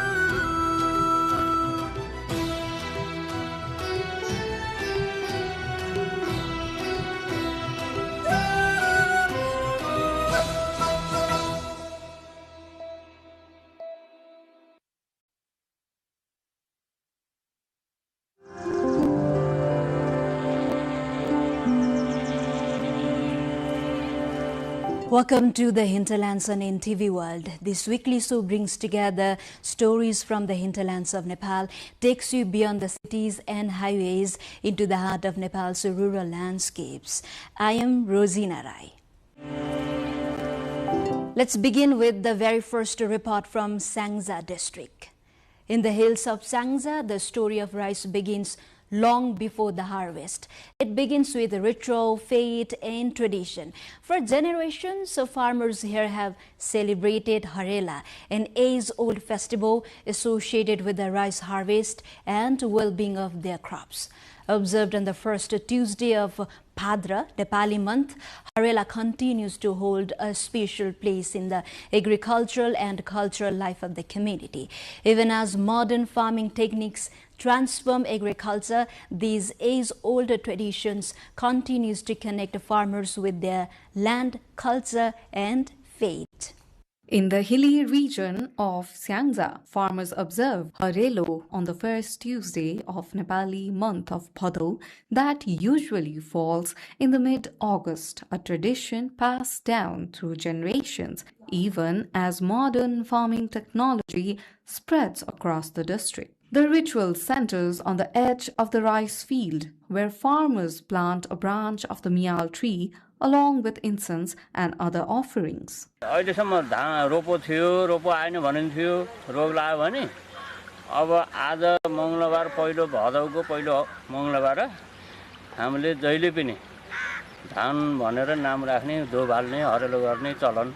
Until Harelo is performed, the transplanted paddy is called ropo, not yet dhan. Farmers say rice that hasn't passed through this ritual is considered unfit for auspicious ceremonies or religious use. Harelo गरिसकेपछि यो पूजा पाठमा चाहिने शुद्ध हुन्छ. भदौको पहिलो चाहिने मंगलबार चाहिने यो हरेलो गर्दै आइरहेको हुँदाखेरि हामीहरूले त्यही हरेलो गरिन्छ. As part of the observance, seeds of various grains and pulses are mixed with husk, wrapped in a corn husk, and hung from a branch of the mial tree. If the seeds sprout well, farmers believe the coming season's weather will be favorable and the rice harvest will be good. Behind the religious symbolism, farmers and researchers point to a practical basis as well. The puja performed at the field's edge with incense and smoke is believed to act as a natural pesticide, helping ward off crop-damaging insects. The ritual, farmers say, also reinforces discipline in the farming calendar itself. Beyond Sangza, Harelo is observed across Nepal's hilly districts as part of the broader mid-August agricultural calendar, a season when farmers traditionally pause to access the health of the newly transplanted paddy before the monsoon peaks. But the tradition is fading, while older farmers in Sangja's hill villages continue to observe Harelo. It holds little appeal for the younger generation. As modern agriculture practices take hold, such customs are slipping toward extinction, prompting cults to preserve Harelo not just as ritual, but as a marker of logical agricultural knowledge and identity. We are moving to another report that is also from Sangza district. From tradition to a changing identity, Walling municipality of Sangza district has introduced pink uniforms for students in all community schools. The initiative covers more than 3,000 students from grades 1 to 10 across 59 schools. The municipality says the uniform is intended to promote equality among students, while also strengthening Walling's identity as Nepal's pink city for students. A uniform may simply be part of school life, but for the municipality, it represents something more, a shared identity and a sense of belonging. Walling municipality in Sangza district is the only municipality in Nepal to have an official single color policy, requiring buildings in the central market area to be painted pink. Recently, the municipality has been moving ahead with its smart city vision while simultaneously reinforcing its identity as the pink city. Around 80% of houses in Walling are already painted pink. Now the municipality has extended the campaign to community schools. Deputy Mayor Kavita Tiwari Gaire says all 3,092 students from grades 1 to 10 in the municipality's 59 community schools are required to wear the prescribed pink uniform. पोशाक वितरण गर्दा 1/10 का विद्यार्थीहरूलाई लक्षित गरेर पोशाक वितरण गरेको छ। अब अहिलेसम्म 3092 जना विद्यार्थीहरूले चाहिँ त्यो पोशाक चाहिँ प्राप्त गरे। The municipality has provided 1,000 rupees per student to the respective schools to support the purchase of the uniforms. Students have already started wearing the prescribed dress. Students and teachers say they are proud to be a part of this initiative. हाम्रो नगरपालिका वाली नगरपालिका भनेको pink city हो। त्यही भएर यस्तो गर्दा हामीले यो नगरपालिकाको धेरै नै क्लोज भएको जस्तो लाग्छ अनि हामी यो नगरपालिकाको बासिन्दा भएर हामीले यो नगरपालिकाले पिंक सिटी भनेकोमा रेस्पेक्ट गरेको जस्तो भइरहेको छ। The campaign has also given a boost to local tailoring businesses, creating additional employment opportunities. मैले अहिलेसम्म 700 जना विद्यार्थीको काम गरिरहेको छु 3-4 वटा स्कुललाई कोर्डिनेट गरेर। यसले हामीले रोजगारी पनि सिर्जना गरिरहेको छ sir. But this move, Walling's pink campaign is no longer limited to buildings and streets. It is now extending into schools, turning the color into a symbol of identity, unity, harmony, and prosperity. The municipality hopes the campaign will further strengthen its message, Pink Walling, United Walling. In eastern Jhapa, farmers are finding new ways to make more from the same piece of land. Betel nut plantations, once mainly associated with a single cash crop, are increasingly becoming multi-crop farms. Farmers are growing lemon, turmeric, pepper, ginger, paddy, and vegetables between betel nut trees. The approach allows them to earn income throughout the year while making better use of their land. It is a simple change in farming practices, but one that could make a significant difference to household incomes of Eastern District Jhapa. Jhapa, Nepal's largest betel nut producing district, is seeing a new trend among farmers. Instead of leaving the land between betel or areca nut trees unused, farmers are increasingly turning it into productive farmland. They are growing black pepper, lemon, turmeric, ginger, and various vegetables between the trees. In some areas, farmers are also cultivating paddy. This allows them to earn income from several crops using the same piece of land. को यो मुनिबाट लाउने खेतीमा अब अरु पोथ्रामा हैन कागती यो अलैँची नरिवल अनि तपाईको Cola यिनीहरु यो चाहिँ सहज हुँदो रहेछ।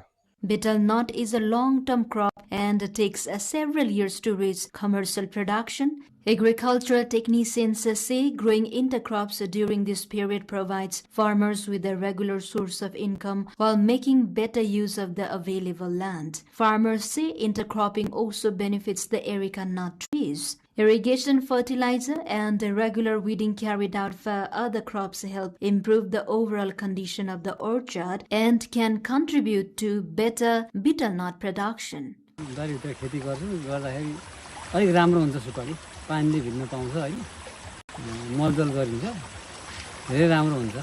However, farmers continue to face challenges in the market. Fluctuating prices, increased imports of foreign nuts, and restrictions on exports have created uncertainty for producers.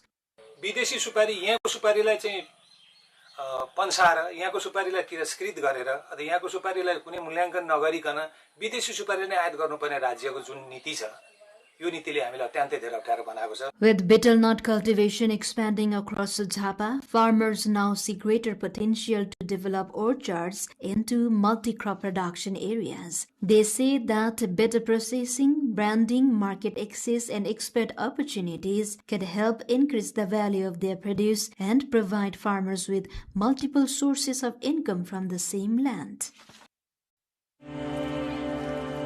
Moving to the public health concern, and this is our final report. Japanese encephalitis cases are increasing in Koshi province recently. prompting health authorities to urge people to remain alert. The Provincial Health Directorate in Thankuta district has advised communities to prevent water from collecting around their homes and to keep pig and dog sheds away from residential areas. Health officials are also urging people to seek medical attention immediately if symptoms associated with Japanese encephalitis appear. Simple precautions, they say, can help reduce the risk of infections. Japanese encephalitis infections have been increasing in Kosi province in recent weeks. Health officials warn that elderly people, those with chronic illnesses, and people with weakened immunity are at greater risk of developing severe infections. According to the Provincial Health Directorate in Thankuta, 242 suspected cases have been reported in 16 local units across 4 districts. So far, 8 people have died from the disease in the province. The Provincial Health Directorate has urged the public to remain vigilant and take preventive measures against the infection. Japanese encephalitis is a potentially fatal viral disease that affects the brain and is transmitted through the bite of infected Culex mosquitoes. समयमा उपचार गरेन भने अब यसको खास medicine नभएकोले गर्दाखेरि त्यो सिम्पटोमेटिक ट्रिटमेन्ट गर्ने हो समयमा उपचार गर्नु पर्यो हस्पिटल समयमा आउनु पर्यो पहिला भन्दा मान्छे सजग भएकोले गर्दाखेरि छिटो हस्पिटल आइपुग्छ अनि छिटो हस्पिटल आयो भने अब हामीले छिटो डायग्नोसिस पनि गरिहाल्छौँ जस्तै यसको अब डायग्नोसिस भन्दाखेरि मेन डायग्नोसिस भनेपछि लम्बर पङ्क्चर सीएसएफ फ्लुइड हामी बाहिर पठाउँछौँ अब त्यो नआउन्जेलसम्म पनि हामीले पहिला नै उपचार गरिरहन्छौँ. Nationwide, 830 suspected cases of Japanese encephalitis have been reported, with 54 cases confirmed, while 13 people have died from the disease across the country. Health officials say the risk of infection increases during the monsoon season when mosquito activity rises. They advise people to take precautions to avoid mosquito bites, as there is no specific treatment for Japanese encephalitis. Doctors recommend seeking immediate medical attention if symptoms such as high fever, severe headache, stiff neck, tremors, or seizures develop. जसको mortality rate हुन्छ मृत्यु दर चाहिँ हुन्छ नि अत्याधिक छ सही समयमा त्यसलाई पत्ता लगाउन सकिएन भने त्यसबाट चाहिँ मृत्यु दर चाहिँ अहिले पनि भर्खरै यो बर्खाको सिजनहरु मध्ये बर्खाको सिजन हुँदाखेरि चाहिँ अहिले अलिकति बढिरहेको छ र यस्तो किसिमको बिरामीहरु चाहिँ अलि बढ्दो रूपमा यो पूर्वी क्षेत्रमा चाहिँ देखा परेको छ. The Provincial Health Directorate claims that none of those who died from the disease in Kosi province had been vaccinated. From the traditions of Sangja to the changing face of walling, from new farming practices in Chapa to health concerns across Kosi province. These are the stories from Nepal's hinterlands. Thank you for joining us on Hinterlands on NTV World. For more stories, follow us on our website, social media platforms, and YouTube channel. I am Rosina Rai. Goodbye for now.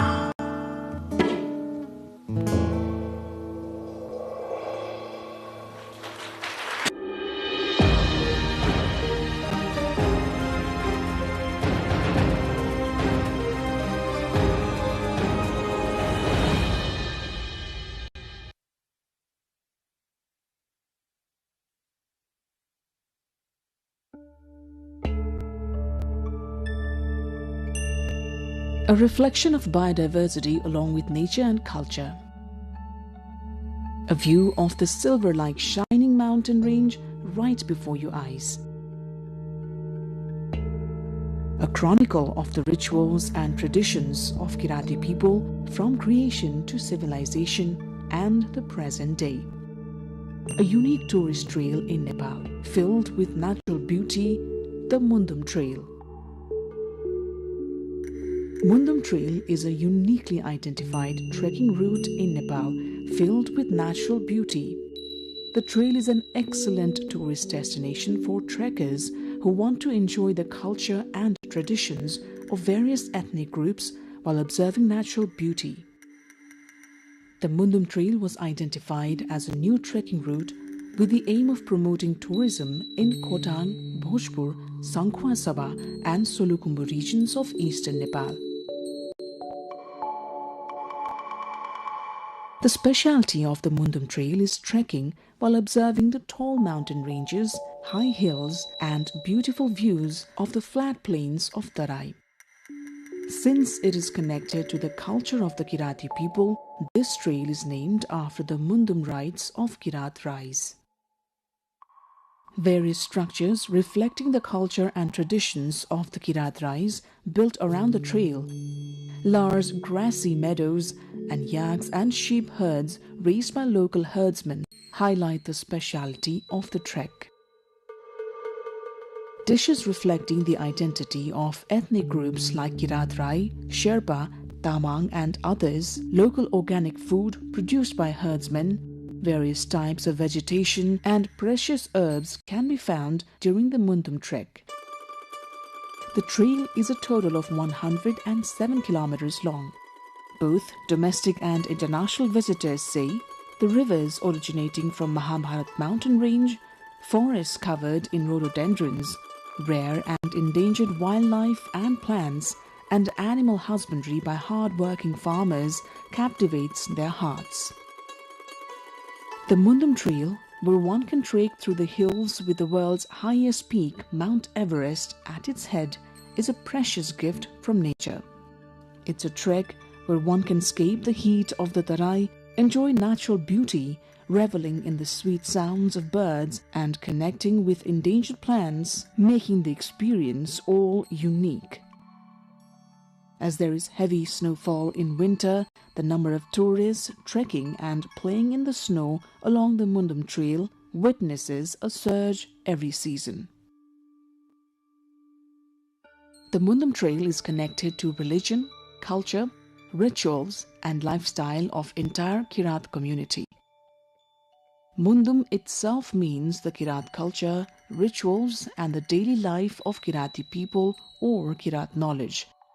And the concept of Mundum Trail is also about introducing the culture, lifestyle and history of the Kirati people to the world, familiarizing them with the community.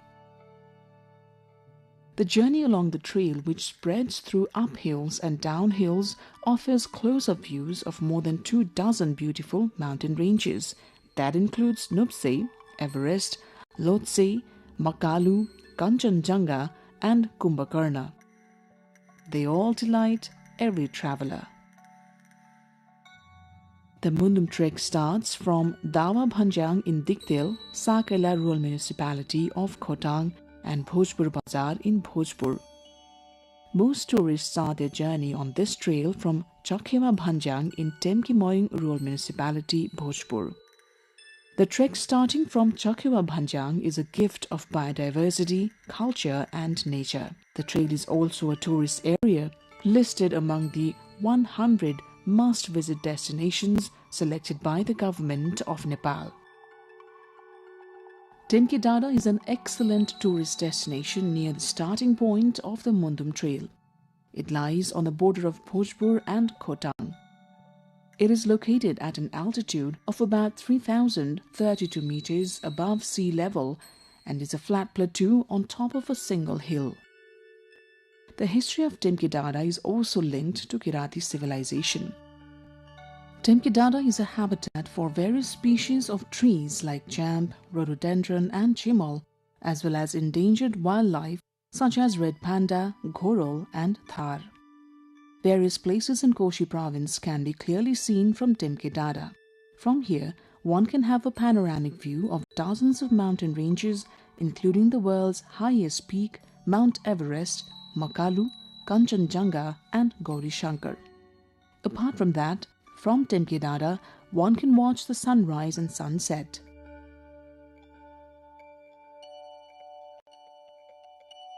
And when the weather is clear, one can even see the cities of Sikkim, Darjeeling, Kalimpong, Siliguri in India and cities in Bhutan. The Kirati people perform special worship on full moons of Baisakh. In this area, precious herbs, locally called Chiraito, Majito, Thulo Okhete, Pakhanbed, Nagbeli, Ban Karela, Muse Karela and Satua are found in abundance. Another major attraction of Temke Dada is the rhododendron. During blooming season, the forest in this area becomes vibrant red with fully bloomed flowers. After a hike and exploration of Temke Hill, surrounded by beautiful nature, one reaches Dhotre Deorali in about 6 hours. During the journey to Dhodri, trekkers enjoy nature's embrace, marvel at various rock formations and relish the trek while connecting with the high hills. At Dhotre Deorali, there are arrangements for food and lodging for tourists.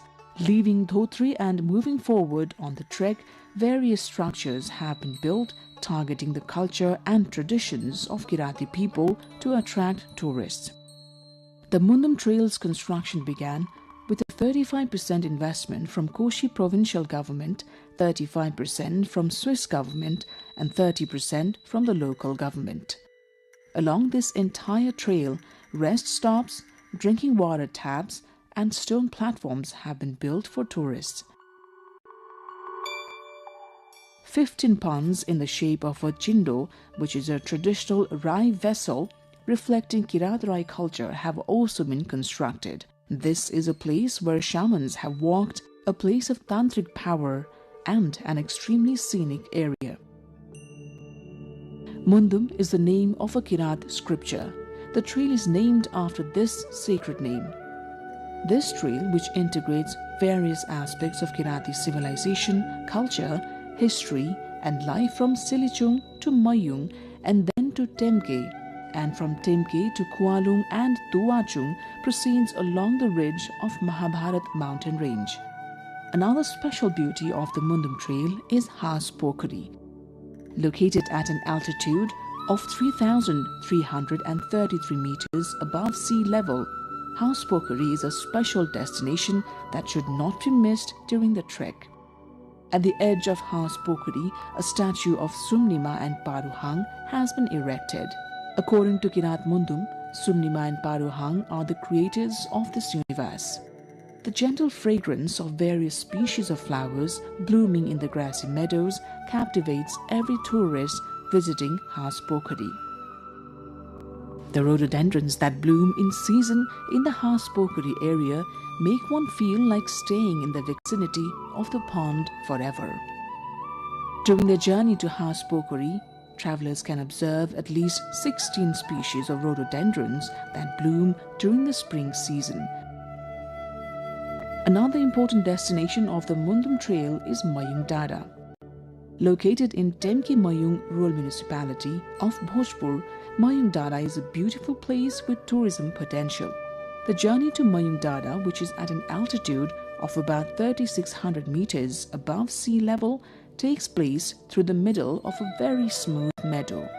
During this journey, any tourist with the melodious sound of music wishes to be immersed in the glory of beautiful nature, even if for a short while.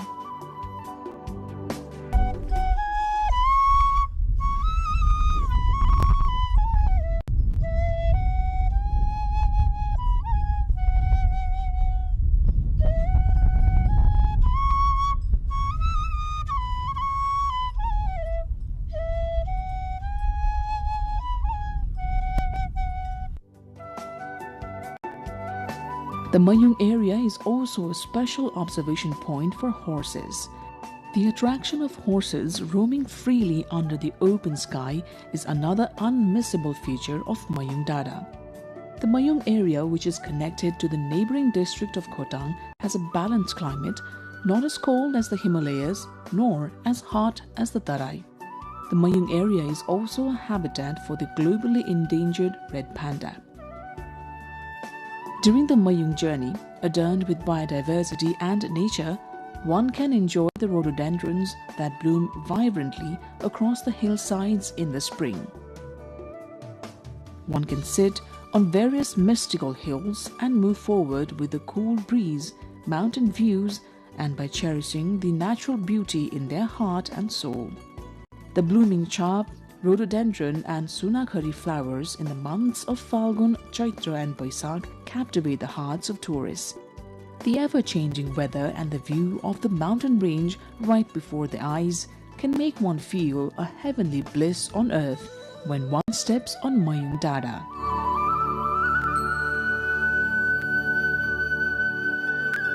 From Mayung Dada, most of the hilly districts of eastern Nepal, as well as the high hill plains and villages of Nepal and India, look as if they are in the palm of one's hand, making one want to keep watching. When the crimson rays of early morning sun touch the mountains on the other side, the joy of kissing the heights is immeasurable. From Mayung Dada, one can also view more than 24 beautiful Himalayan peaks.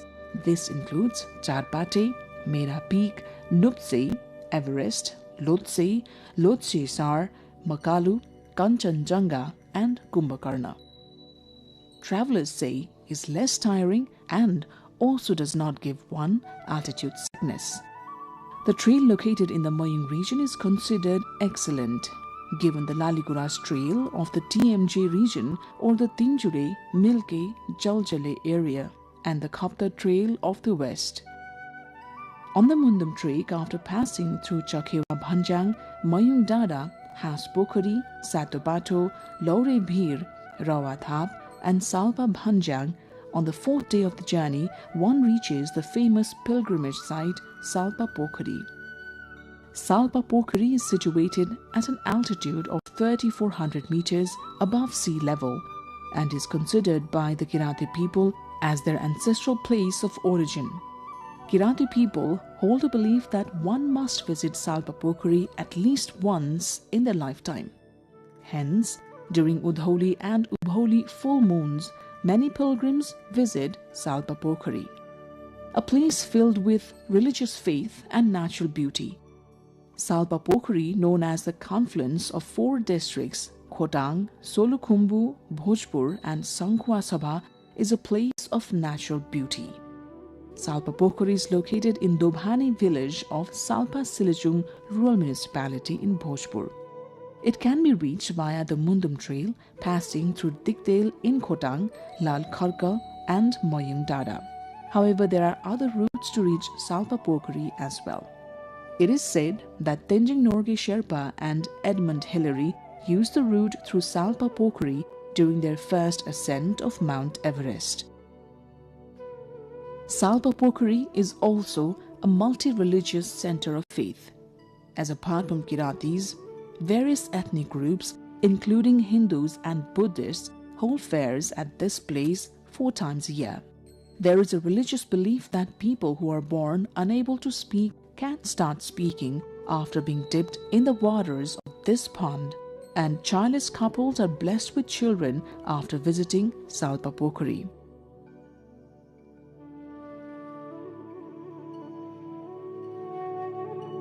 Silichung Dada with Salpa Pokhari as its base camp is an important destination for tourists trekking the Mundum Trail. Tourists who reach Salpa often make a return trip to the summit of Silichung Dada, which stands at an altitude of 4,100 meters. Specially considered a significant center of religious faith for the Kirati people, from the Silichung peak one can easily view the Himalayan range as well as the flat plains of the Tarai. From Silichung, 6 Himalayan peaks including Everest, Makalu, Kanchenjunga, Kumbhakarna and Mera Peak can be seen right before one's eyes. The Salpa Silichung Peak, the highest point in the religiously and touristically significant district of Bhojpur, is established as the tallest among Temkedada and Moyingdada. There is a popular belief that wishes are fulfilled after visiting and offering prayers at the peak of Silichung. Silichung Peak is located on the border of Bhojpur and Sankhwasabha districts. It is useful not only for anchoring one's religious faith, but also for savoring the unique blend of nature and culture. From the peak of Silichung, one can directly see Salpa Pokhari to the south and the villages of Solukhumbu, Sankhwasabha and Bhojpur. The valley and plains formed by the Arun River, which flows through Bhojpur and Sankhwasabha, can be easily viewed from this area. From Silichung, one can also enjoy panoramic views of the sunrise and sunset. At sunrise, a captivating view of mist in the Arun Valley can be seen from this spot. When the weather is clear, climbing Silichung Peak brings a feeling of heavenly bliss. The Silichung area is as naturally beautiful as it is culturally significant. In recent times, Kirat, Hindu, and Buddhist followers have come to regard Silichung Peak as a common pilgrimage site.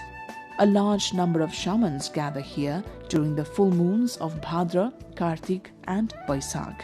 Shamans in particular ascend Silichung to gain power and knowledge.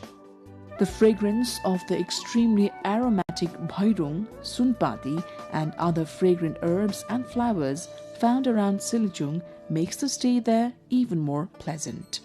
There is a Mundum myth that Kirati people gain power from this area, envisioning it as the place where the world was created, starting from the hearth, the main pillar, the main door, the eaves, the flower garden, the resting place, and the final water source, while praying to their ancestors for divine power. Upon reaching this point, the Mundum trek can be considered complete for the time being. The Mundum Trail is an excellent destination for tourists who want to get close to the Himalayas and enjoy their beauty. The hundreds of types of flowers and birds seen during the Mundum trek make the journey even more interesting. The path is completely covered with the national flower rhododendron in various colors. Being a confluence of nature, culture, and Kirati civilization, tourists get to taste a sweet flavor during the Mundum trek. People of all age groups can undertake this trek. On both sides of the trail, the language, religion, rituals, and culture, as well as the lifestyle of 10 different Kirati-speaking Rai groups are vibrant. This region contains descriptions of the Kirati people from their creation to their civilization, their migration, various activities and rituals and traditions from birth to death.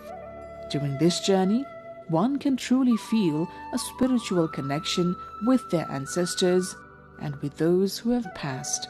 Locals have added new dimensions of tourism to the Mundum Trail. Along with homestays, one can also experience goat stays, which is staying in a herder's shed during the Mundum trek. Local herders warmly welcome the trekkers. This trail of indigenous civilization has recently emerged in the tourism world as a top cultural destination. Therefore, developing the Mundum Trail, an exceptional confluence of nature and culture, into a model destination for recreation and study for both domestic and international visitors has become a pressing priority.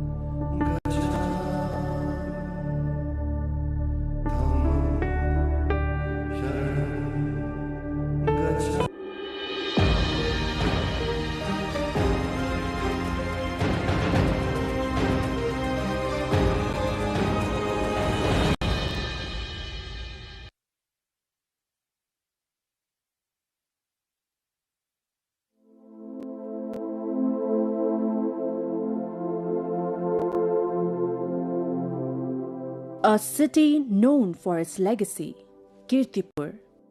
Locals also call it Kipu in their own dialect.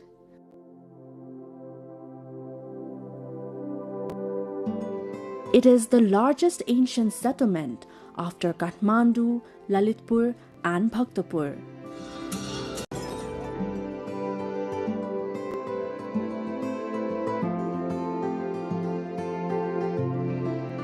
The city still has an impressive Malla era neighborhood.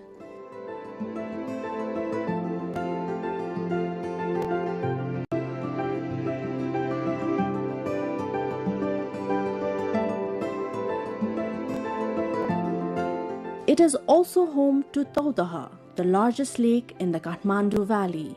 There are temples, monasteries, bihars, and stupas for both Hindu and Buddhist devotees, along with countless festivals and ritual celebrations that altogether give Kirtipur its distinct and special character. With its ancient Newar settlements, this place is a beautiful convergence of Newar culture and heritage.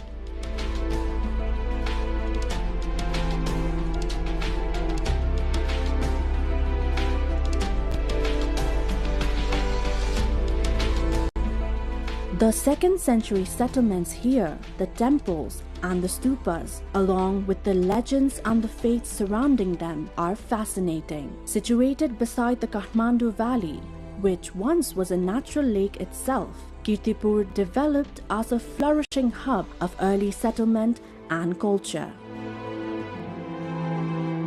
Because of this, the area is exceptionally valuable for historical and cultural study. A long time ago, the children of Kirtipur's farming families apparently made a clay tiger to play with while herding sheep and goats. To make that tiger look even more lifelike, they wanted to add a tongue. So they left their sheep and goats nearby and went into the forest to gather leaves for it. Upon returning, the children found their sheep and goats missing. And when they investigated, the clay tiger opened its blood-red mouth and claimed to have eaten the animals. Apparently, what had happened was that the deity Bhairav, a Hindu deity, had entered the clay tiger. In their anger, the children then cursed the clay tiger so that its mouth would remain perpetually open. This is the famous legend behind the Bagh Bhairav temple as remembered by the residents of Kirtipur.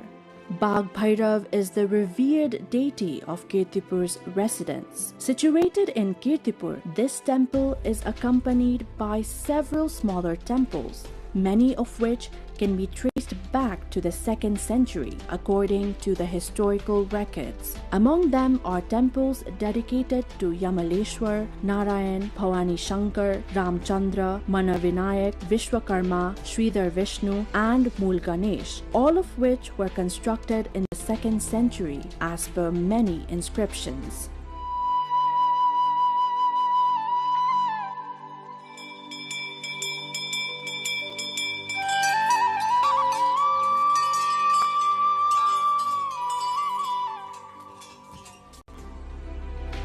The historical records mention that the Bagh Bhairav temple, originally made by Shivadev, was again renovated in the 16th century by Jagatpal Varma into a 3-tiered pagoda style. This makes the temple a central attraction of Kirtipur.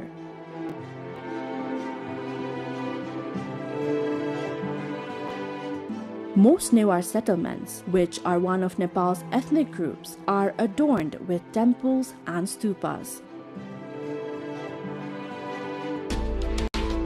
So Kirtipur is home to countless temples and stupas as well, too many to count by hand. The Uma Maheshwar temple here is located at the highest point in Kirtipur.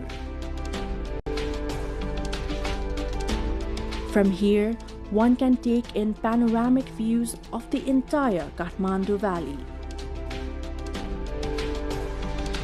Swayambhu, an ancient Buddhist stupa, is clearly visible from this vantage point. It is said that the temple's elevation is roughly the same as that of Swayambhu's. On clear days, the world's highest peak, Mount Everest, can also be seen from here. Uma Maheshwar, representing the Hindu deities of Shiva and Parvati in another form, is considered a symbol of family happiness and love.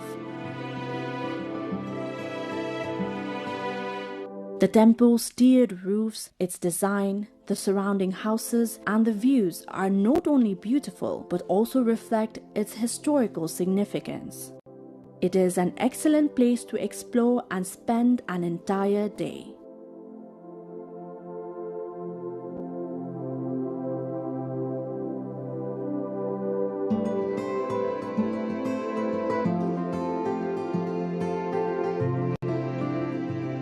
Kirtipur is special not only for Hindu devotees but also for Buddhists.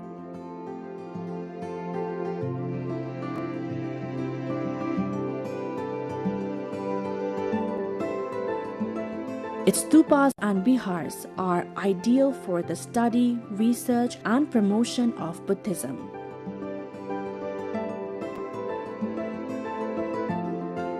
The Chilancho Stupa, located atop the hill, is said by historians to have been built during Emperor Ashok's visit to Nepal. Its renovation, however, took place in the 16th century during the time of Jagatpal Varma. This site is ideal for prayer and meditation. It feels like Chilancho spreads wisdom along with its fluttering flags under the open sky.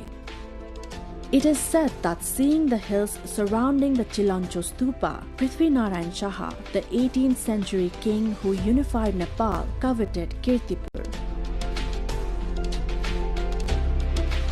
His attempts to capture Kirtipur, intended to make conquering Kathmandu, Bhaktapur, and Patan easier, only succeeded on the third try.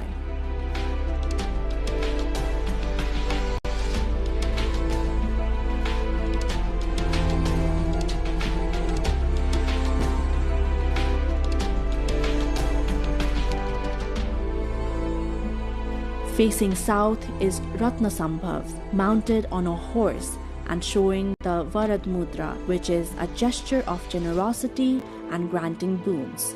Facing north is Amitabh, seated on a peacock in the meditation mudra, symbolizing infinite light and compassion.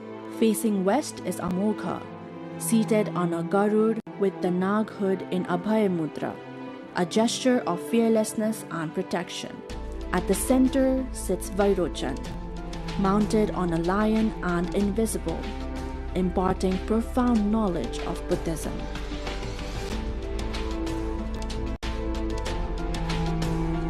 The presence of these 5 Buddhas is believed to guide those who have lost their way, whether it is in spiritual seeking or in travel. The stupas, vajras, and stone statues here are enchanting, capable of captivating visitors for hours.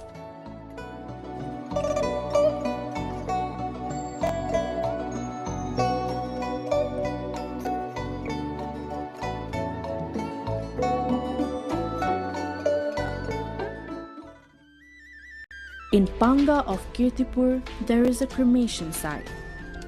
The deceased of the Panga community are cremated here, but this place is different from others. According to local tradition, one cannot stay behind after setting the body on fire.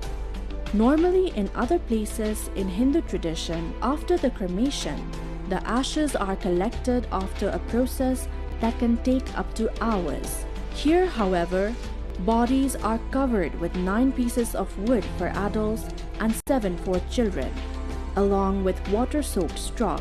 Then the fire is lit before it is time to leave the site.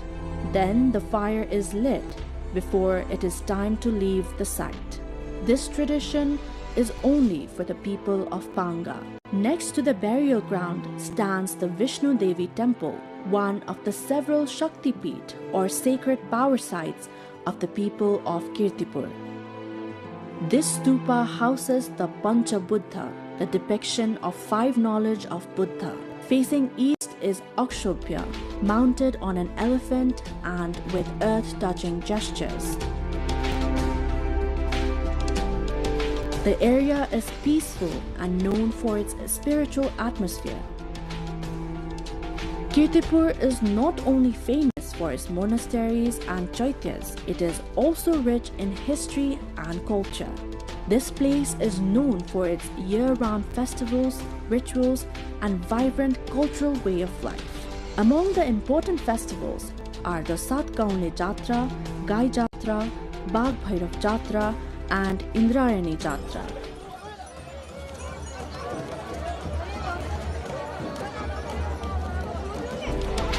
On the day of Gai Jatra, a special dance is performed here.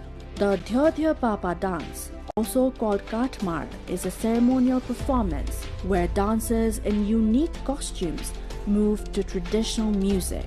It is an integral part of Kirtipur's cultural identity.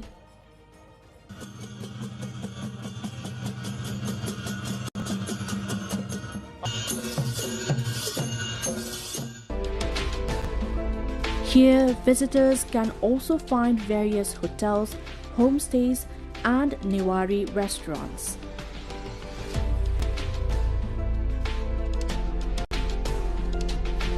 The Newari-style houses and pathways decorated with traditional materials are truly captivating, and the popular Newari restaurants, which draw people from all around, are plentiful. A beautiful example of Newari culture is Newari food, which include famous dishes like bara, yomari, and samay bhaji.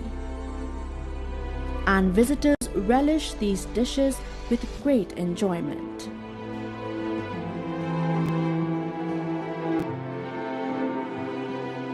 Just before entering Kirtipur, you arrive at another beautiful spot, Taudaha. Known for its environmental, cultural, and religious significance, this pond stretches about 500 meters in length and 400 meters in width. It is said to be shaped like a funnel. Believed to be dwelling place of Karkotak Nag, a serpent king in Hindu-Buddhist mythology. This lake is closely linked to the legends of Manjushri, a Hindu-Buddhist mythological figure, and the Rato Machindranath Jatra, one of Nepal's oldest chariot festivals. According to the folklore, when the Kathmandu Valley was still a lake, Manjushri cut open the hills to draw the water. The serpents living there were left without a home, so Bhimsen, a powerful heroic figure in Nepali folklore, created Taudaha to shelter them.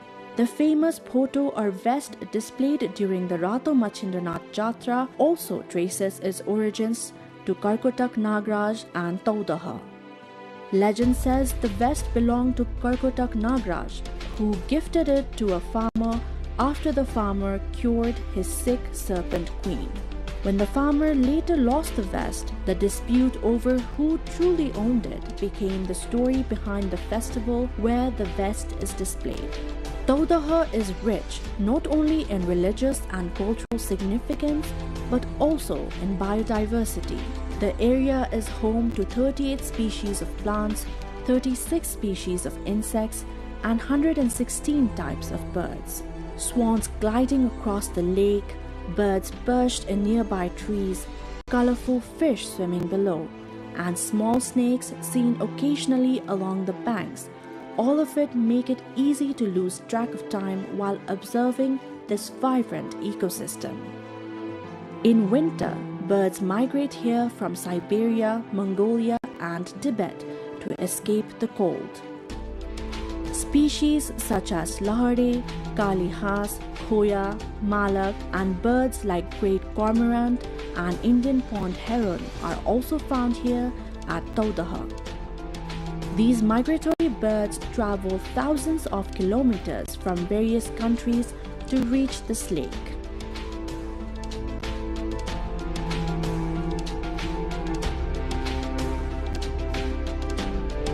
As a wetland area, Taudaha hosts water, land, vegetation, aquatic animals, amphibians, and other wildlife all in one place. For this reason, the lake attracts everyone from casual tourists to students conducting research. As tourist numbers increase, so have vendors selling fish feed around Taudaha. These traders who stay around the lake from morning to evening occasionally also encounter snakes. But believing the snakes to represent Karkotak Nagraj, the traders drive them away by just burning incense. Just before reaching Taudaha, Chobar is a unique tourist spot in Kirtipur.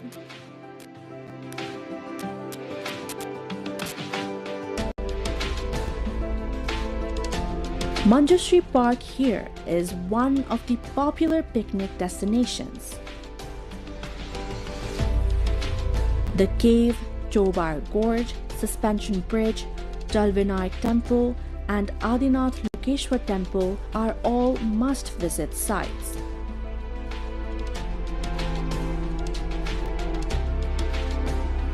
This gorge is said to be where Manjushri cut the hills to drain water from the Kathmandu Valley, making it suitable for human settlement. Therefore, this place holds historical and mythological significance. Jalvinayak Temple is located along the Bagmati River. Among Kathmandu Valley's four main Ganesh temples, Surya Vinayak, Chandra Vinayak, and Ashok Vinayak, Jalvinayak is one of them. It is built in traditional pagoda style.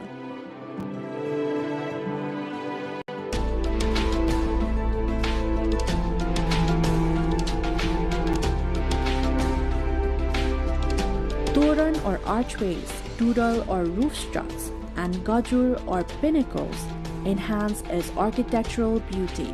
So this temple is significant both for religious faith and for historical and architectural value.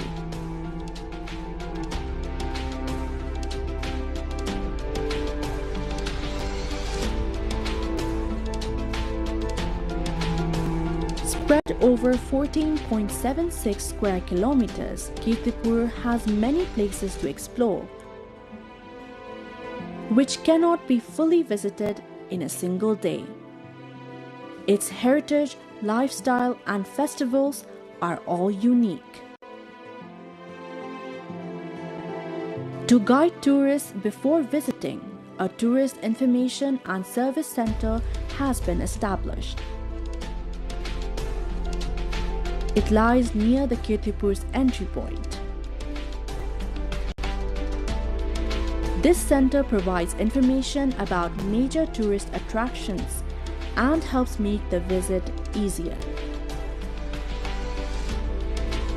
Exploring Kirtipur's historical, religious, cultural, and natural sites is incredibly enchanting. These sites are witnesses to history. For research and study, visiting Kirtipur is essential. The local lifestyle, daily life, the breeze, and the scent of the soil here, all of it are very special. In modern times, as ancient civilizations threaten to vanish, Kirtipur strives to maintain its ancient identity. Its monasteries, temples, chaityas, ponds, markets, and even the language reflect this heritage. Kirtipur is not just a tourist destination. It offers experiences of meditation and knowledge, and of peace and beauty. Its stories and hospitality attract everyone. To witness and feel the unique confluence of history, culture, and nature, visiting Kirtipur is a must, not just once, but again and again.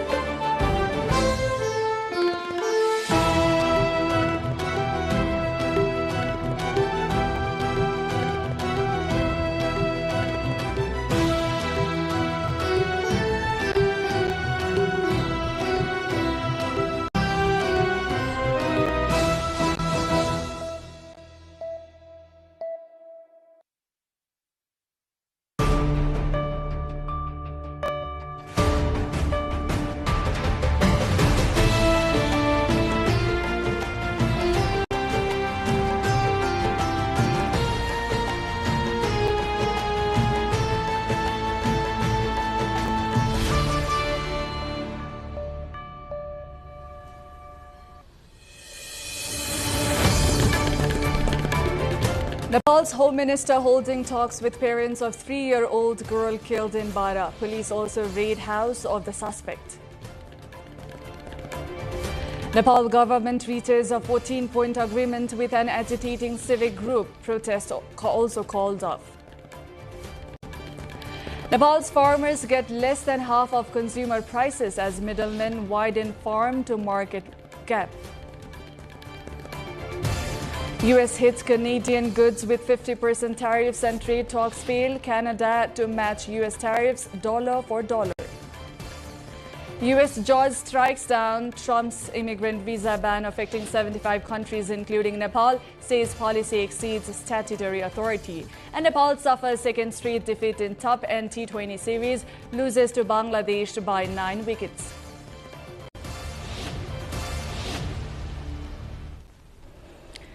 Hello there, I'm Diksha Awasthi. You're watching NTV World News Hour. We are coming to you live from Kathmandu at 2200 hours Nepal time. Now the news in detail. Talks are underway at the Home Ministry with parents of a 3-year-old Garima Chaudhary, who was allegedly raped and killed in Simara of Bara as protests demanding justice continue. Her parents and other family members travelled from Simara to Kathmandu earlier today to hold talks with Home Minister Sudan Gurung. A 5-point agreement was reached Thursday night between local authorities, political representatives and the protesting side. However, her family has continued the protest, saying it neither participated nor agreed to the agreement. Police also searched the house of suspect Progress Chaudhary today as part of the investigation. Locals again blocked the Birganj Patlaya road today as well, demanding justice for the deceased girl. Earlier, Home Minister Gurung pledged to strengthen legal and institutional mechanisms to prevent serious crimes and ensure justice in the case. He has also said an inquiry is underway into alleged negligence by a police officer during the initial response to the incident.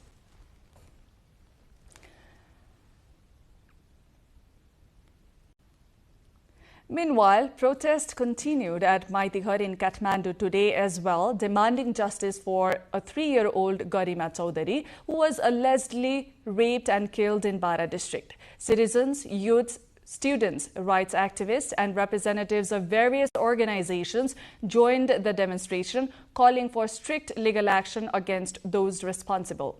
Protesters chanted slogans demanding justice for the child and accountability for those involved in the case. The Nepal government and civic group Rashtra, Rashtriyata, Dharma, Sanskriti, raw Nagarik Bachao Maha-Abhiyan have reached a 14-point agreement ending the group's sit-ins and protests. The agreement was signed between the government and the agitating side following the talks in Lalitpur of central Nepal. Under the deal, banks will not be allowed to block accounts receiving social security benefits, medical expenses, pensions and salaries of loan defaulters. Nepal Rashtra Bank will review rules on microfinance blacklisting and collateral auctions, while the government will study options related to loan waivers. Regarding demands on loan waivers, the government will collect data and prepare feasible options for implementation through Ministry of Finance, Nepal Rashtra Bank and other concerned agencies. A preliminary government study shows Nepal's farmers often receive less than half of what consumers pay for their produce. Multiple layers of middlemen, poor storage and limited market access are widening the farm-to-retail price gap. The government task force is studying supply chains across 12 major wholesale markets to identify ways to reduce inefficiencies. Officials say better shortage, processing, packaging and market information could help lower prices and ensure farmers receive a fairer share. We will take a closer look at how middlemen and weak market systems are affecting both farmers and consumers in our Issue of the Day segment later in the bulletin. Moving on, a fresh wave of US tariffs on a wide array of Canadian goods has come into effect from today after a last-minute breakdown in trade talks. Announcing the suspension of negotiations shortly before the Friday night deadline, Canadian Prime Minister Mark Carney said he would impose reciprocal tariffs on U.S. goods dollar for dollar. Carney said last-minute changes in the U.S. proposed terms were unfair, uneconomic, and called into question the reliability of any deal. Trade negotiators had been engaged in intense talks since July after President Donald Trump threatened to impose a 50% levy on nearly $20 billion of Canadian imports by 19 August. Moving on, a U.S. federal judge has struck down a Trump administration policy that suspended the issuance of immigrant visas to applicants from 75 countries, including Nepal. Judge Janet Vargas of the Southern District of New York ruled Friday that the policy was unlawful and conflicted with federal immigration law governing the authority of consular officers to adjudicate immigrant visa applications. Vargas issued the ruling in a lawsuit brought by immigrant rights organizations, visa applicants, and U.S. citizens sponsoring family members from the affected countries. The ruling invalidates the visa suspension, though the U.S. government could appeal the decision. Nepal A suffered its second consecutive defeat in the ongoing top-end T20 series underway in Australia as it lost to the Bangladesh high-performance team by 9 wickets. Chasing a modest target of 100 runs, Bangladesh reached the target in just 10.2 overs, losing only 1 wicket. Nepal managed just 99 runs for the loss of 9 wickets in their 20 overs. Nepal's weak batting once again proved to be its biggest weakness, repeating the struggles from Friday's opening match against anti-strike. Nepal will now face the Hobart Hurricanes Academy in its third match of the tournament on Monday. Now, from nearly 900 improved crop varieties to farmers getting less than half the retail price, we analyze Nepal's agricultural market gap in detail on Issue of the Day segment after this short breather.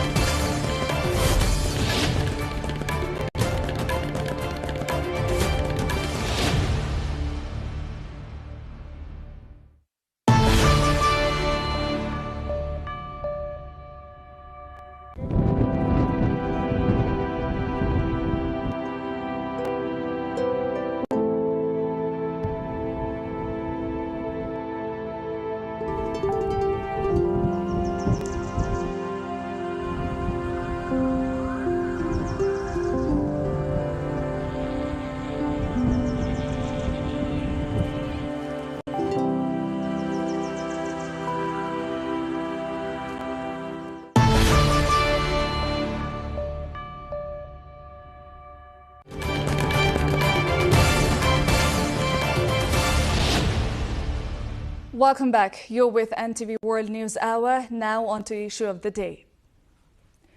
The Nepal Agricultural Research Council, NARC, has developed nearly 900 improved varieties of crops to increase agricultural production and productivity across the country.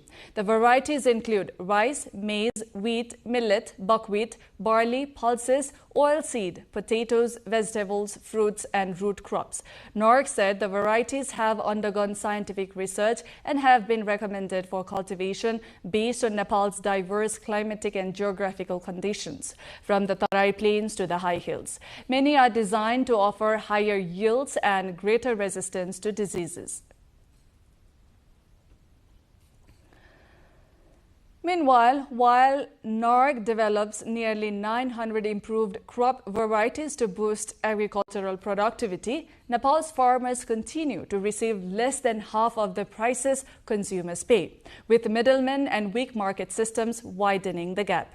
Inadequate storage and limited market access are also blamed for widening the gap between farm gate and retail prices. Smithugi Singh Tamang, along with Kamala Aryal, delves deeper.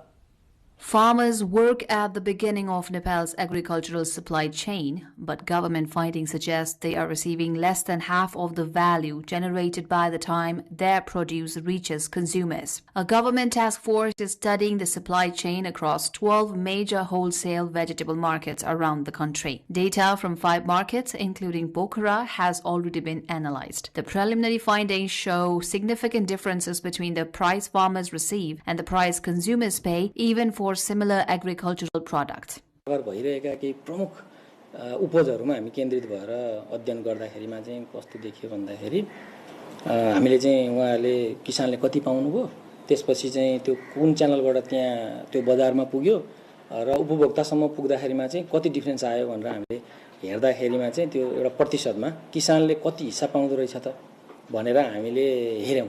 जस्तो अन्तिम मूल्य कति कायम हुन्छ उपभोक्तामा रिटेलमा र किसानको खेतमा अथवा farm gate भन्छौं हामी त्यो कति हुन्छ भनेर पर्सेन्टमा क्याल्कुलेट गर्यौं र यो गर्दाखेरिमा चाहिँ हाम्रो न्यूनतम हजुरको कति छ भन्दाखेरि 15 देखि 83% सम्मको चाहिँ यो चाहिँ हिस्सा देखिँदो रहेछ। सबैभन्दा कम 15% पाएको पनि छ, सबैभन्दा बढी 83% पाएको पनि छ। यो विभिन्न बजारको फरक छ। In Nepal, agricultural produce can pass through several layers after leaving the farm, including collectors, local traders, and wholesalers before reaching retail markets and eventually consumers. Officials say profits and costs added at each stage can push up the final price, while farmers do not necessarily benefit from the increase. The difference can be particularly striking in some markets. In Pokhara, for example, the government study found that the price difference between what a farmer receives for green coriander and what a consumer eventually pays can be as much as 250 Nepali rupees. But for locally produced okra from Lalbandi in southern Nepal, the difference is just 8 rupees.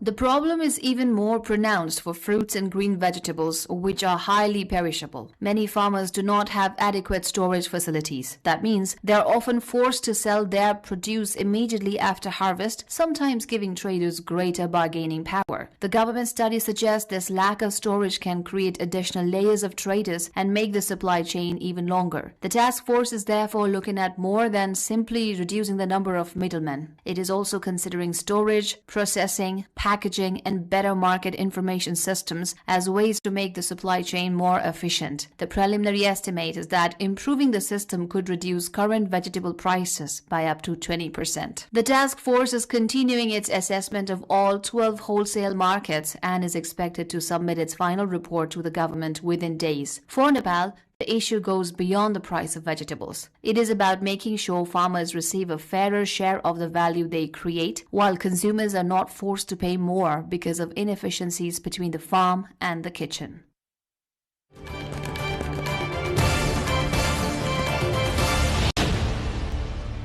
That was the issue of the day segment. Coming up, for generations, the Sonaha community of Bardia has relied on rivers, but today they are fighting for recognition, rights and identity. In our upcoming cover story segment, we hear directly from the community. Stay with us.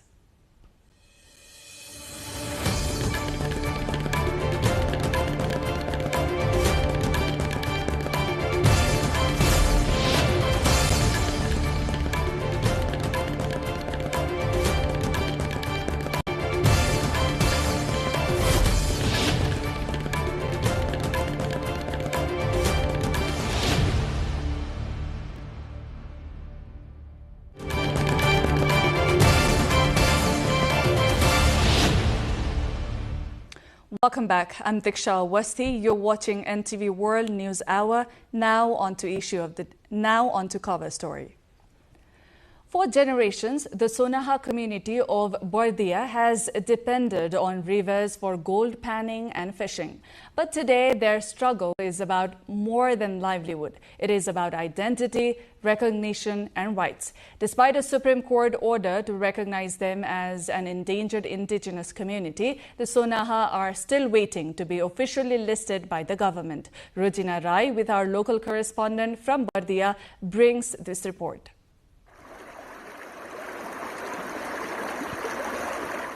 Deep in Nepal's western plains lives a small marginalized indigenous community known as the Sonaha. with their own language, traditional attire, culture and costumes. The Sonaha have a distinct identity of their own. Yet, despite their unique identity, the community is still waiting for official recognition from the state. In 2015, the Supreme Court ordered the government to recognize the Sonaha community as an endangered indigenous nationality and provide them with social security benefits on par with other recognized communities. But years have passed and the court's order is yet to be fully implemented. Nepal देशमा एउटा पहिचान नपाएर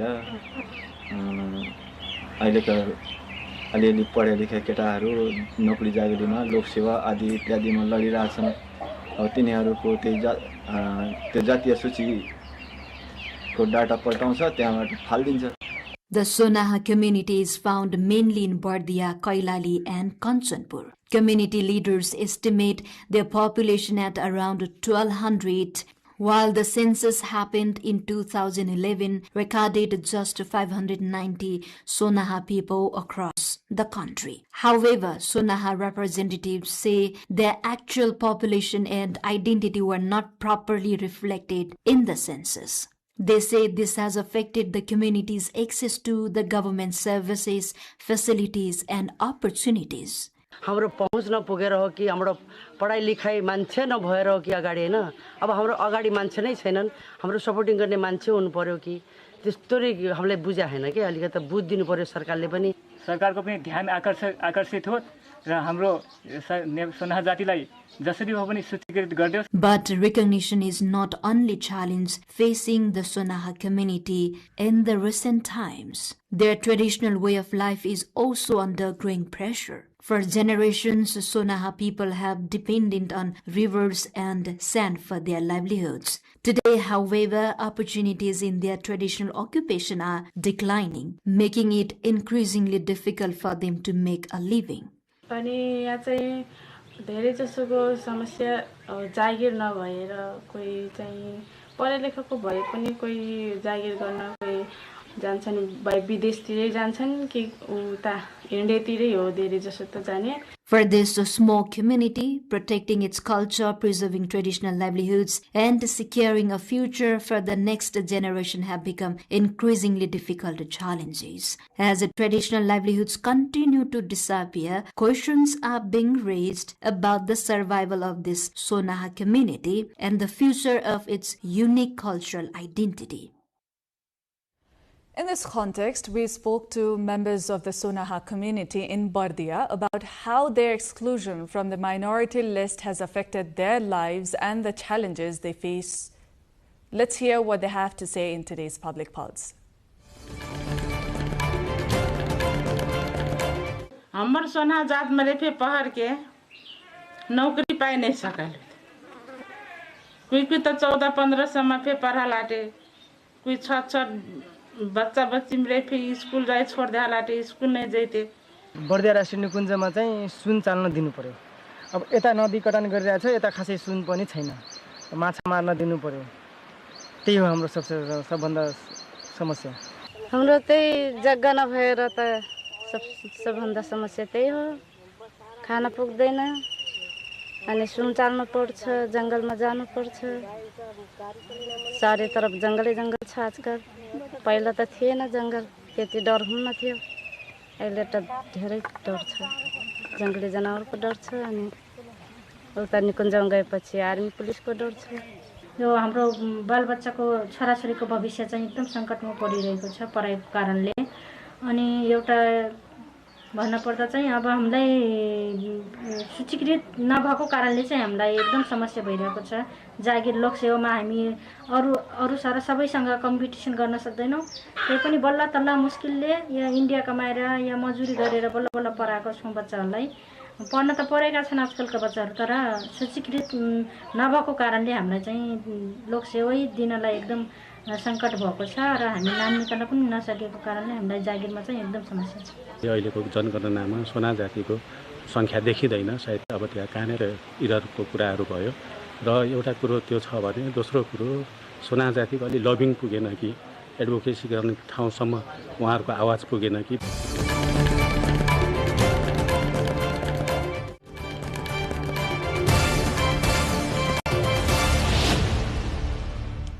was the cover story of the day. Now we move ahead with other updates. Nepal's Minister for Land Management, Cooperatives, Federal Affairs and General Administration, Pratibha Rawal, has called for the support of the local level governments to resolving the land-related problems currently on the government's top priority. At a program organized in Thangadi of Kailali in western Nepal, Minister Rawal said that the government is fully prepared to provide the necessary facilitation and coordination for the distribution of land titles to unorganized settlers and landless families. नीतिगत कुराहरु हुन सक्छ अरु कुराहरुले के अप्ठ्यारो भइराछ यसलाई चाहिँ कसरी स्पिड अप गर्न सकिन्छ छिटो भन्दा छिटो किनभने कैलालीमा पनि धेरै समस्या छ हैन त्यही भएर हामीलो टप मोस्ट प्रायोरिटीमा भएको काम हो त्यही भएर म यही फलानो दिन चाहिँ म भन्न सक्दिन अझ हैन तर हामीले चाहिँ जति सक्दो चाँडो यो चाहिँ यहाँ चाहिँ लालपूर्जा वितरण कार्यक्रम सुरु गर्छौं. In the other news, the long-shuttered Hetauda textile industry in central Nepal has moved closer to resuming operations, with the government preparing to restart full-scale cloth production within the next few months. Meanwhile, Minister for Industry, Commerce and Supplies Gauri Kumari Yadav inspected the industry today and said the government's efforts to restart the factory are now beginning to take practical shape. The reopening process gained momentum after a technical team from the Nepal Army began repairing damaged machinery and equipment at the factory, which has remained closed for 26 years. Currently, 10 looms are being operated on a trial basis to test cloth production. Following the successful initial test, authorities plan to gradually bring the remaining looms into operation.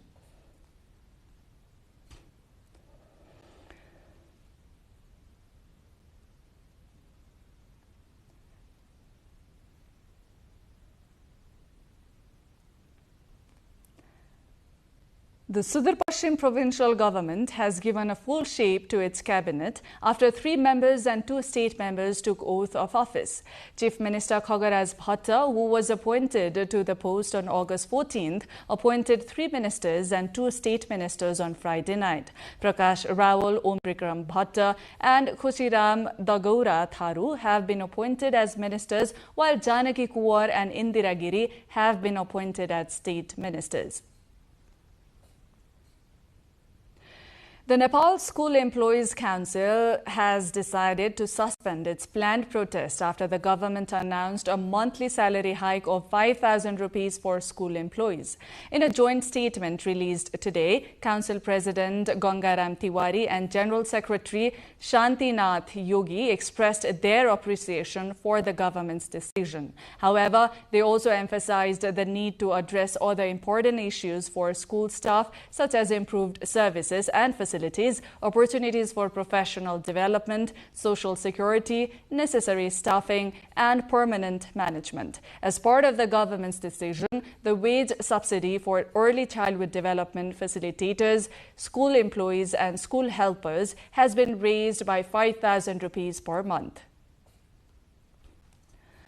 Moving on, more than 5,000 disaster-related incidents have been reported in different parts of the country in the past 4 months, which has taken the lives of 250 individuals.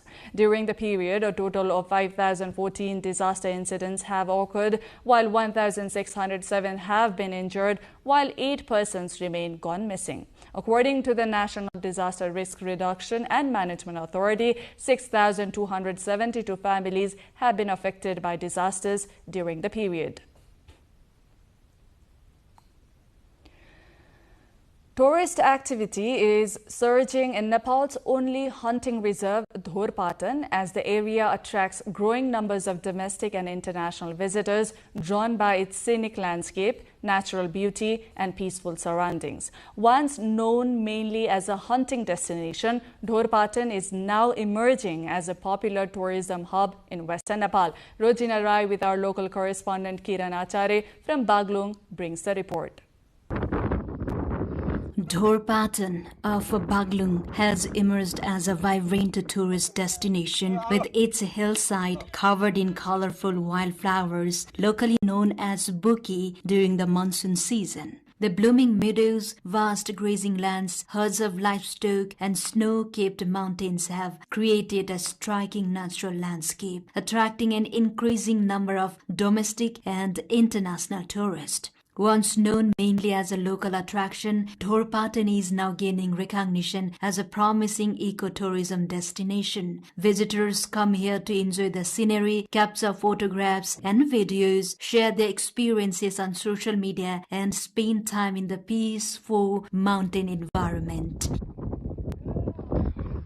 Tourism entrepreneurs say around 3,000 to 4,000 tourists visit Bukipatan every day during the peak flowering season. एकदमै राम्रो छ ठाउँ चाहिँ उसले पनि हेर्ने हो भने चाहिँ एकदमै राम्रो रमाइलो छ पाटनहरु यताउता सबै कुरा हेर्दाखेरि यहाँको सिनहरु एकदम राम्रो लाग्यो सबै कुराहरु यहाँको चाहिँ फुलहरु पनि राम्रो फुलेको देखियो. The monsoon season adds to Dhorpatan's appeal as colorful flowers spread across the hills, while the cool mountain weather offers visitors a refreshing experience. The tourism sector believes visitor numbers could increase further if hotel and homestay facilities are expanded, communication services improved, and access to the area made easier. Meanwhile, Homendra Gharti says greater attention from local and provincial governments could help attract more tourists and establish it as a major tourism destination. यो ठाउँलाई अलिकति विकास गर्नको निम्ति हाम्रो स्थानीय सरकार, प्रदेश सरकार र केन्द्र सरकारसँग जुन सम्बन्धित जनप्रतिनिधिहरूले चासो देखाउनको निम्ति म हार्दिक अनुरोध गर्न चाहन्छु. The place offers a different attraction in different seasons, making it a destination with year-round tourism potential. The Dhorpatan Hunting Reserve is also gradually emerging as an all-season tourist attraction, adding to the area's appeal for nature lovers and adventure seekers. However, locals say coordinated efforts from all three levels of the government, along with greater private sector investment, are needed to improve tourism infrastructures and services there. With better connectivity, accommodation and promotion, it has the potential to develop into one of Nepal's major mountain tourism destinations. In the other news, Nepal's Prime Minister Balendra Shah visited the sacred religious site of Muktinath in Mustang earlier this evening. Prime Minister Shah had left Kathmandu on Friday for a private visit and arrived in Jomsom, Mustang this afternoon via the Beni Jomsom Road. After resting at a local hotel for some time, he departed for Muktinath.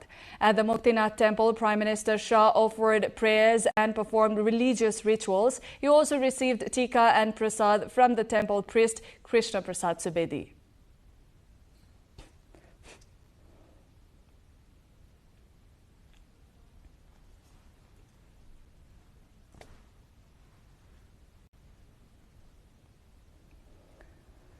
A documentary titled Road to Everest, carrying the message that protecting the mountains is a shared responsibility and vital to the future, has been released in Kathmandu today. The documentary aims to showcase Nepal's natural beauty, promote tourism, and highlight the global appeal of Himalayas, according to the production team. During the event, Dawa Sherpa, who survived after going missing on Mount Everest for 6 days in May, was also honored.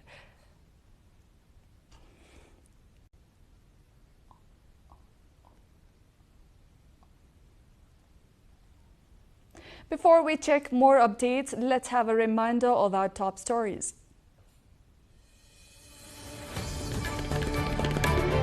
Nepal's Home Minister holding talks with parents of a 3-year-old girl killed in Bara. Police also raid house of the suspect. Nepal government reaches a 14-point agreement with an agitating civic group. Protest programs also withdrawn. Nepal's farmers get less than half of consumer prices as middlemen widen farm to market gap. US hits Canadian goods with 50% tariffs after trade talks fail. Canada to match US tariffs dollar for dollar. US judge strikes down Trump's immigrant visa ban affecting 75 countries, including Nepal, says policy exceeds a statutory authority. And Nepal suffers second straight defeat in top-end T20 series, loses to Bangladesh by 9 wickets.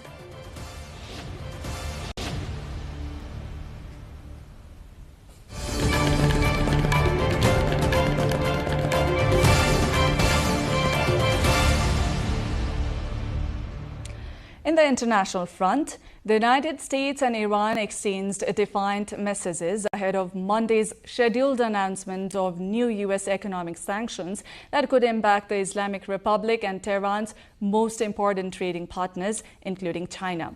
As the war neared 6 months old, the two sides were not exchanging fire, but also not pursuing peace talks. All the while, oil shipments through the Strait of Hormuz have virtually halted as Tehran clings to its leverage by threatening to strike any unauthorized oil tankers that attempt to transit the narrow waterway. Iran's foreign ministry spokesperson has said that the immigrant U.S. announcement of new economic sanctions on Iran was an assertion of extraterritorial sovereignty over every independent member state of the United Nations. Ukrainian President Volodymyr Zelensky has met U.S. Special Envoy Keith Kellogg in Kyiv 2 days before Ukraine marks its Independence Day as Russia intensifies missile and drone attacks on Ukrainian cities. The meeting comes amid ongoing diplomatic efforts to end the war and strengthen international support for Ukraine. Zelensky and Kellogg discussed the security situation and prospects for advancing peace efforts. The talks also took place against the backdrop of continued Russian strikes, which have caused casualties and damage to civilian infrastructure across Ukraine. North Korea slammed Japan's reported plans to increase its defense budget, accusing Tokyo of preparing for a war of aggression as its U.S. ally pursues talks with Pyongyang. Japan has been gradually moving away from its post-World War II pacifist stance, increasing military spending, ramping up defense pacts, and deploying missile launchers to its outer islands. The Japanese Defense Ministry is now seeking a record-high budget for the upcoming fiscal year, putting the sum at $56 billion. The United States, an old Japanese and South Korean ally, meanwhile seeks its own engagement with Pyongyang, with President Donald Trump scaling back annual military drills with Seoul aimed at countering potential threats from the nuclear-armed North. Pakistan Tehreek-e-Insaf, the party of former Prime Minister Imran Khan, has filed a contempt petition against the government over its handling of his medical transfer. The petition seeks action against the Prime Minister, Law Minister, Information Minister, and other government officials for allegedly failing to comply with a Supreme Court order concerning Khan's medical treatment. A 3-judge bench on Wednesday ordered authorities to transfer Khan from the jail to a private hospital in Islamabad within 2 days for a medical examination following repeated concerns over his health. Authorities instead transferred Khan to the state-run Pakistan Institute of Medical Sciences on Friday for a brief medical checkup before returning him to jail. PTI also alleges that authorities denied Khan access to his personal physician, which the party considers another violation of the court's directive. Hot air balloons took to the skies over Ecuadorian capital Quito as part of the 5th edition of the International Hot Air Balloon Festival. Crews from Mexico, Brazil, and Ecuador are participating in the festival, which is being held at the Mitad del Mundo complex, a major tourist attraction. The event features balloon flights and brings together crews from across the region, offering spectators an opportunity to watch the colorful balloons rise over the landmark site. The festival is also expected to promote tourism and highlight Ecuador as a destination for international visitors. A wetland in eastern Turkey is drawing increasing attention for its rich bird life and potential as an international destination for bird watching and nature tourism. The area provides habitat for more than 100 bird species. The species include the European roller, European bee-eater, and black-headed yellow wagtail, as well as numerous other resident and migratory birds. Experts say protecting the marshland's water resources and natural habitats is essential to preserving biodiversity and maintaining safe breeding and feeding grounds for birds and other wildlife.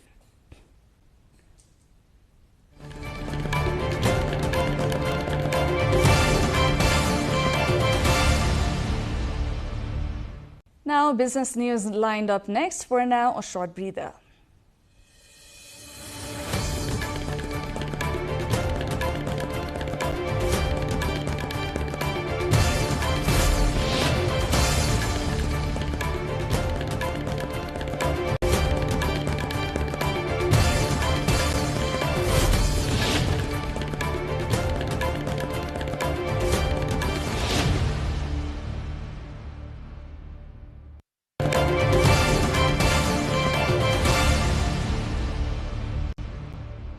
The second plenary meeting of the APEC Subcommittee on Customs Procedures SCCP for 2026 has kicked off in northeast China's Liaoning province, with discussions focused on using technology to facilitate trade and strengthen supply chain security. The meeting has brought together more than 100 representatives from customs authorities across APEC's 21 member economies, government agencies, international organizations, and the business sector. Participants discussed the use of artificial intelligence and the development of smart customs systems to improve the efficiency of cross-border trade. The meeting is also addressing measures to strengthen customs cooperation and support more efficient and secure regional supply chains.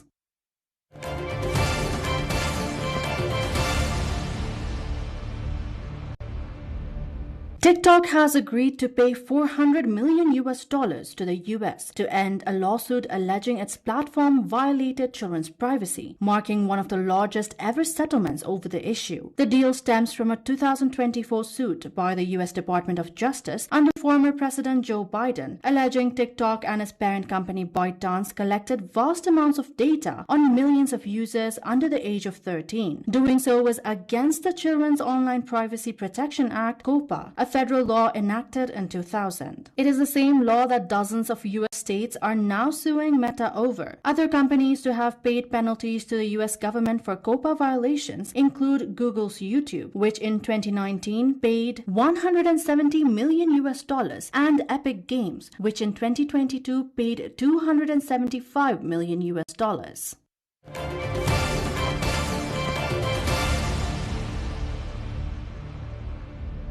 Tourism ministers and senior officials from BRICS member countries are meeting in India's Jaipur to strengthen tourism cooperation, improve connectivity, and facilitate cross-border travel as India hosts the two-day BRICS tourism ministers meeting under its presidency. The first day of the meeting focused on areas with direct implications for the tourism economy, including sustainable tourism, artificial intelligence, workforce skills, capacity building, tourism exchanges, and seamless travel between the BRICS countries. India's Minister of Culture and Tourism, Gajendra Singh Shekhawat, also highlighted the need to expand hospitality infrastructure and develop a skilled workforce as tourism activity continues to grow.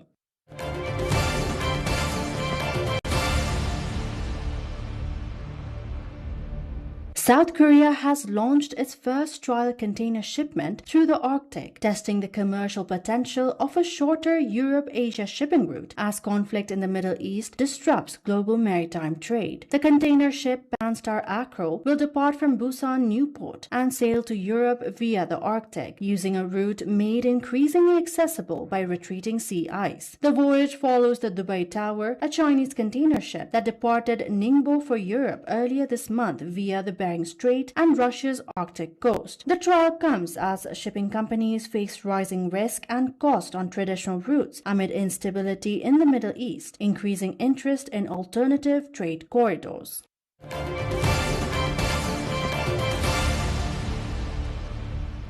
Time now for a sports update.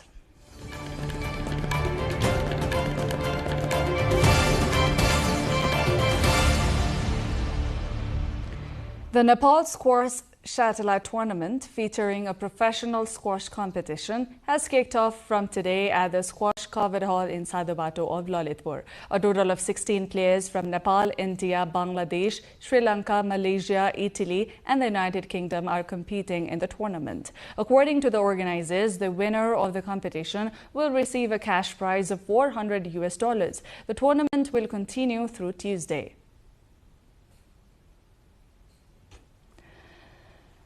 Nepal's leading PUBG mobile teams are battling it out in Kathmandu as the PUBG Mobile National Championship Nepal 2026 officially kicked off today at the Dasrat Stadium Covered Hall.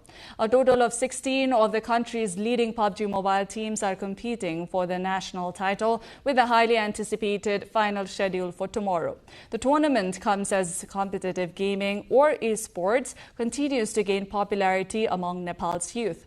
Beyond the national title, the winning team will have the opportunity to represent Nepal on the international stage. The second World Humanoid Robot Games has opened in Beijing, bringing more than 2,000 robots from 600 teams to compete in 51 events that push the limits of humanoid technology. This year's athletic competition have introduced new high-intensity events, including long jump, weightlifting, tug-of-war and table tennis, all of which serve as ultimate test of a robot's brain, cerebellum, physical structure and core components. In addition to athletic events, the games also feature scenario-based competitions spanning 9 fields, including home services, hospitality and logistics, demonstrating the application potential of humanoid robots in everyday production and life. This year's event will run through August 26.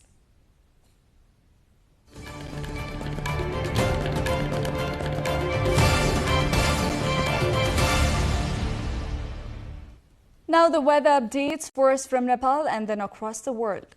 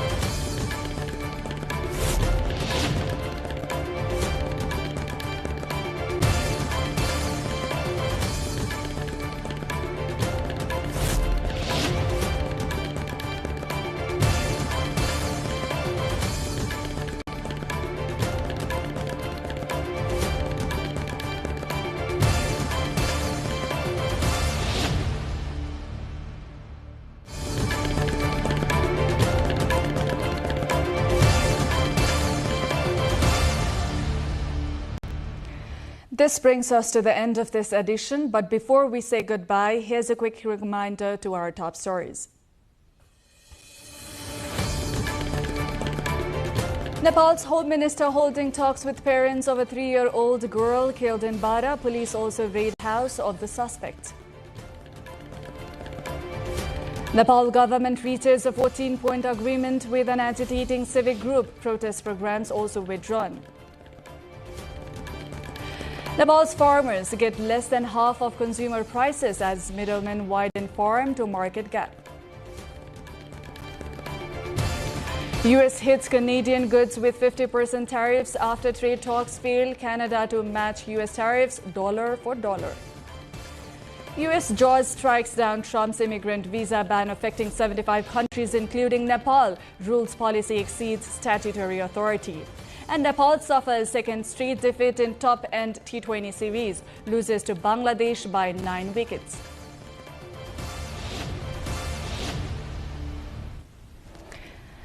That's it for this edition of NTV World News Hour. Do join us through our social sites and get the latest updates from our official website, nepaltelevision.com. I'm Diksha Awasthi. Thank you for staying with us. Have a wonderful evening.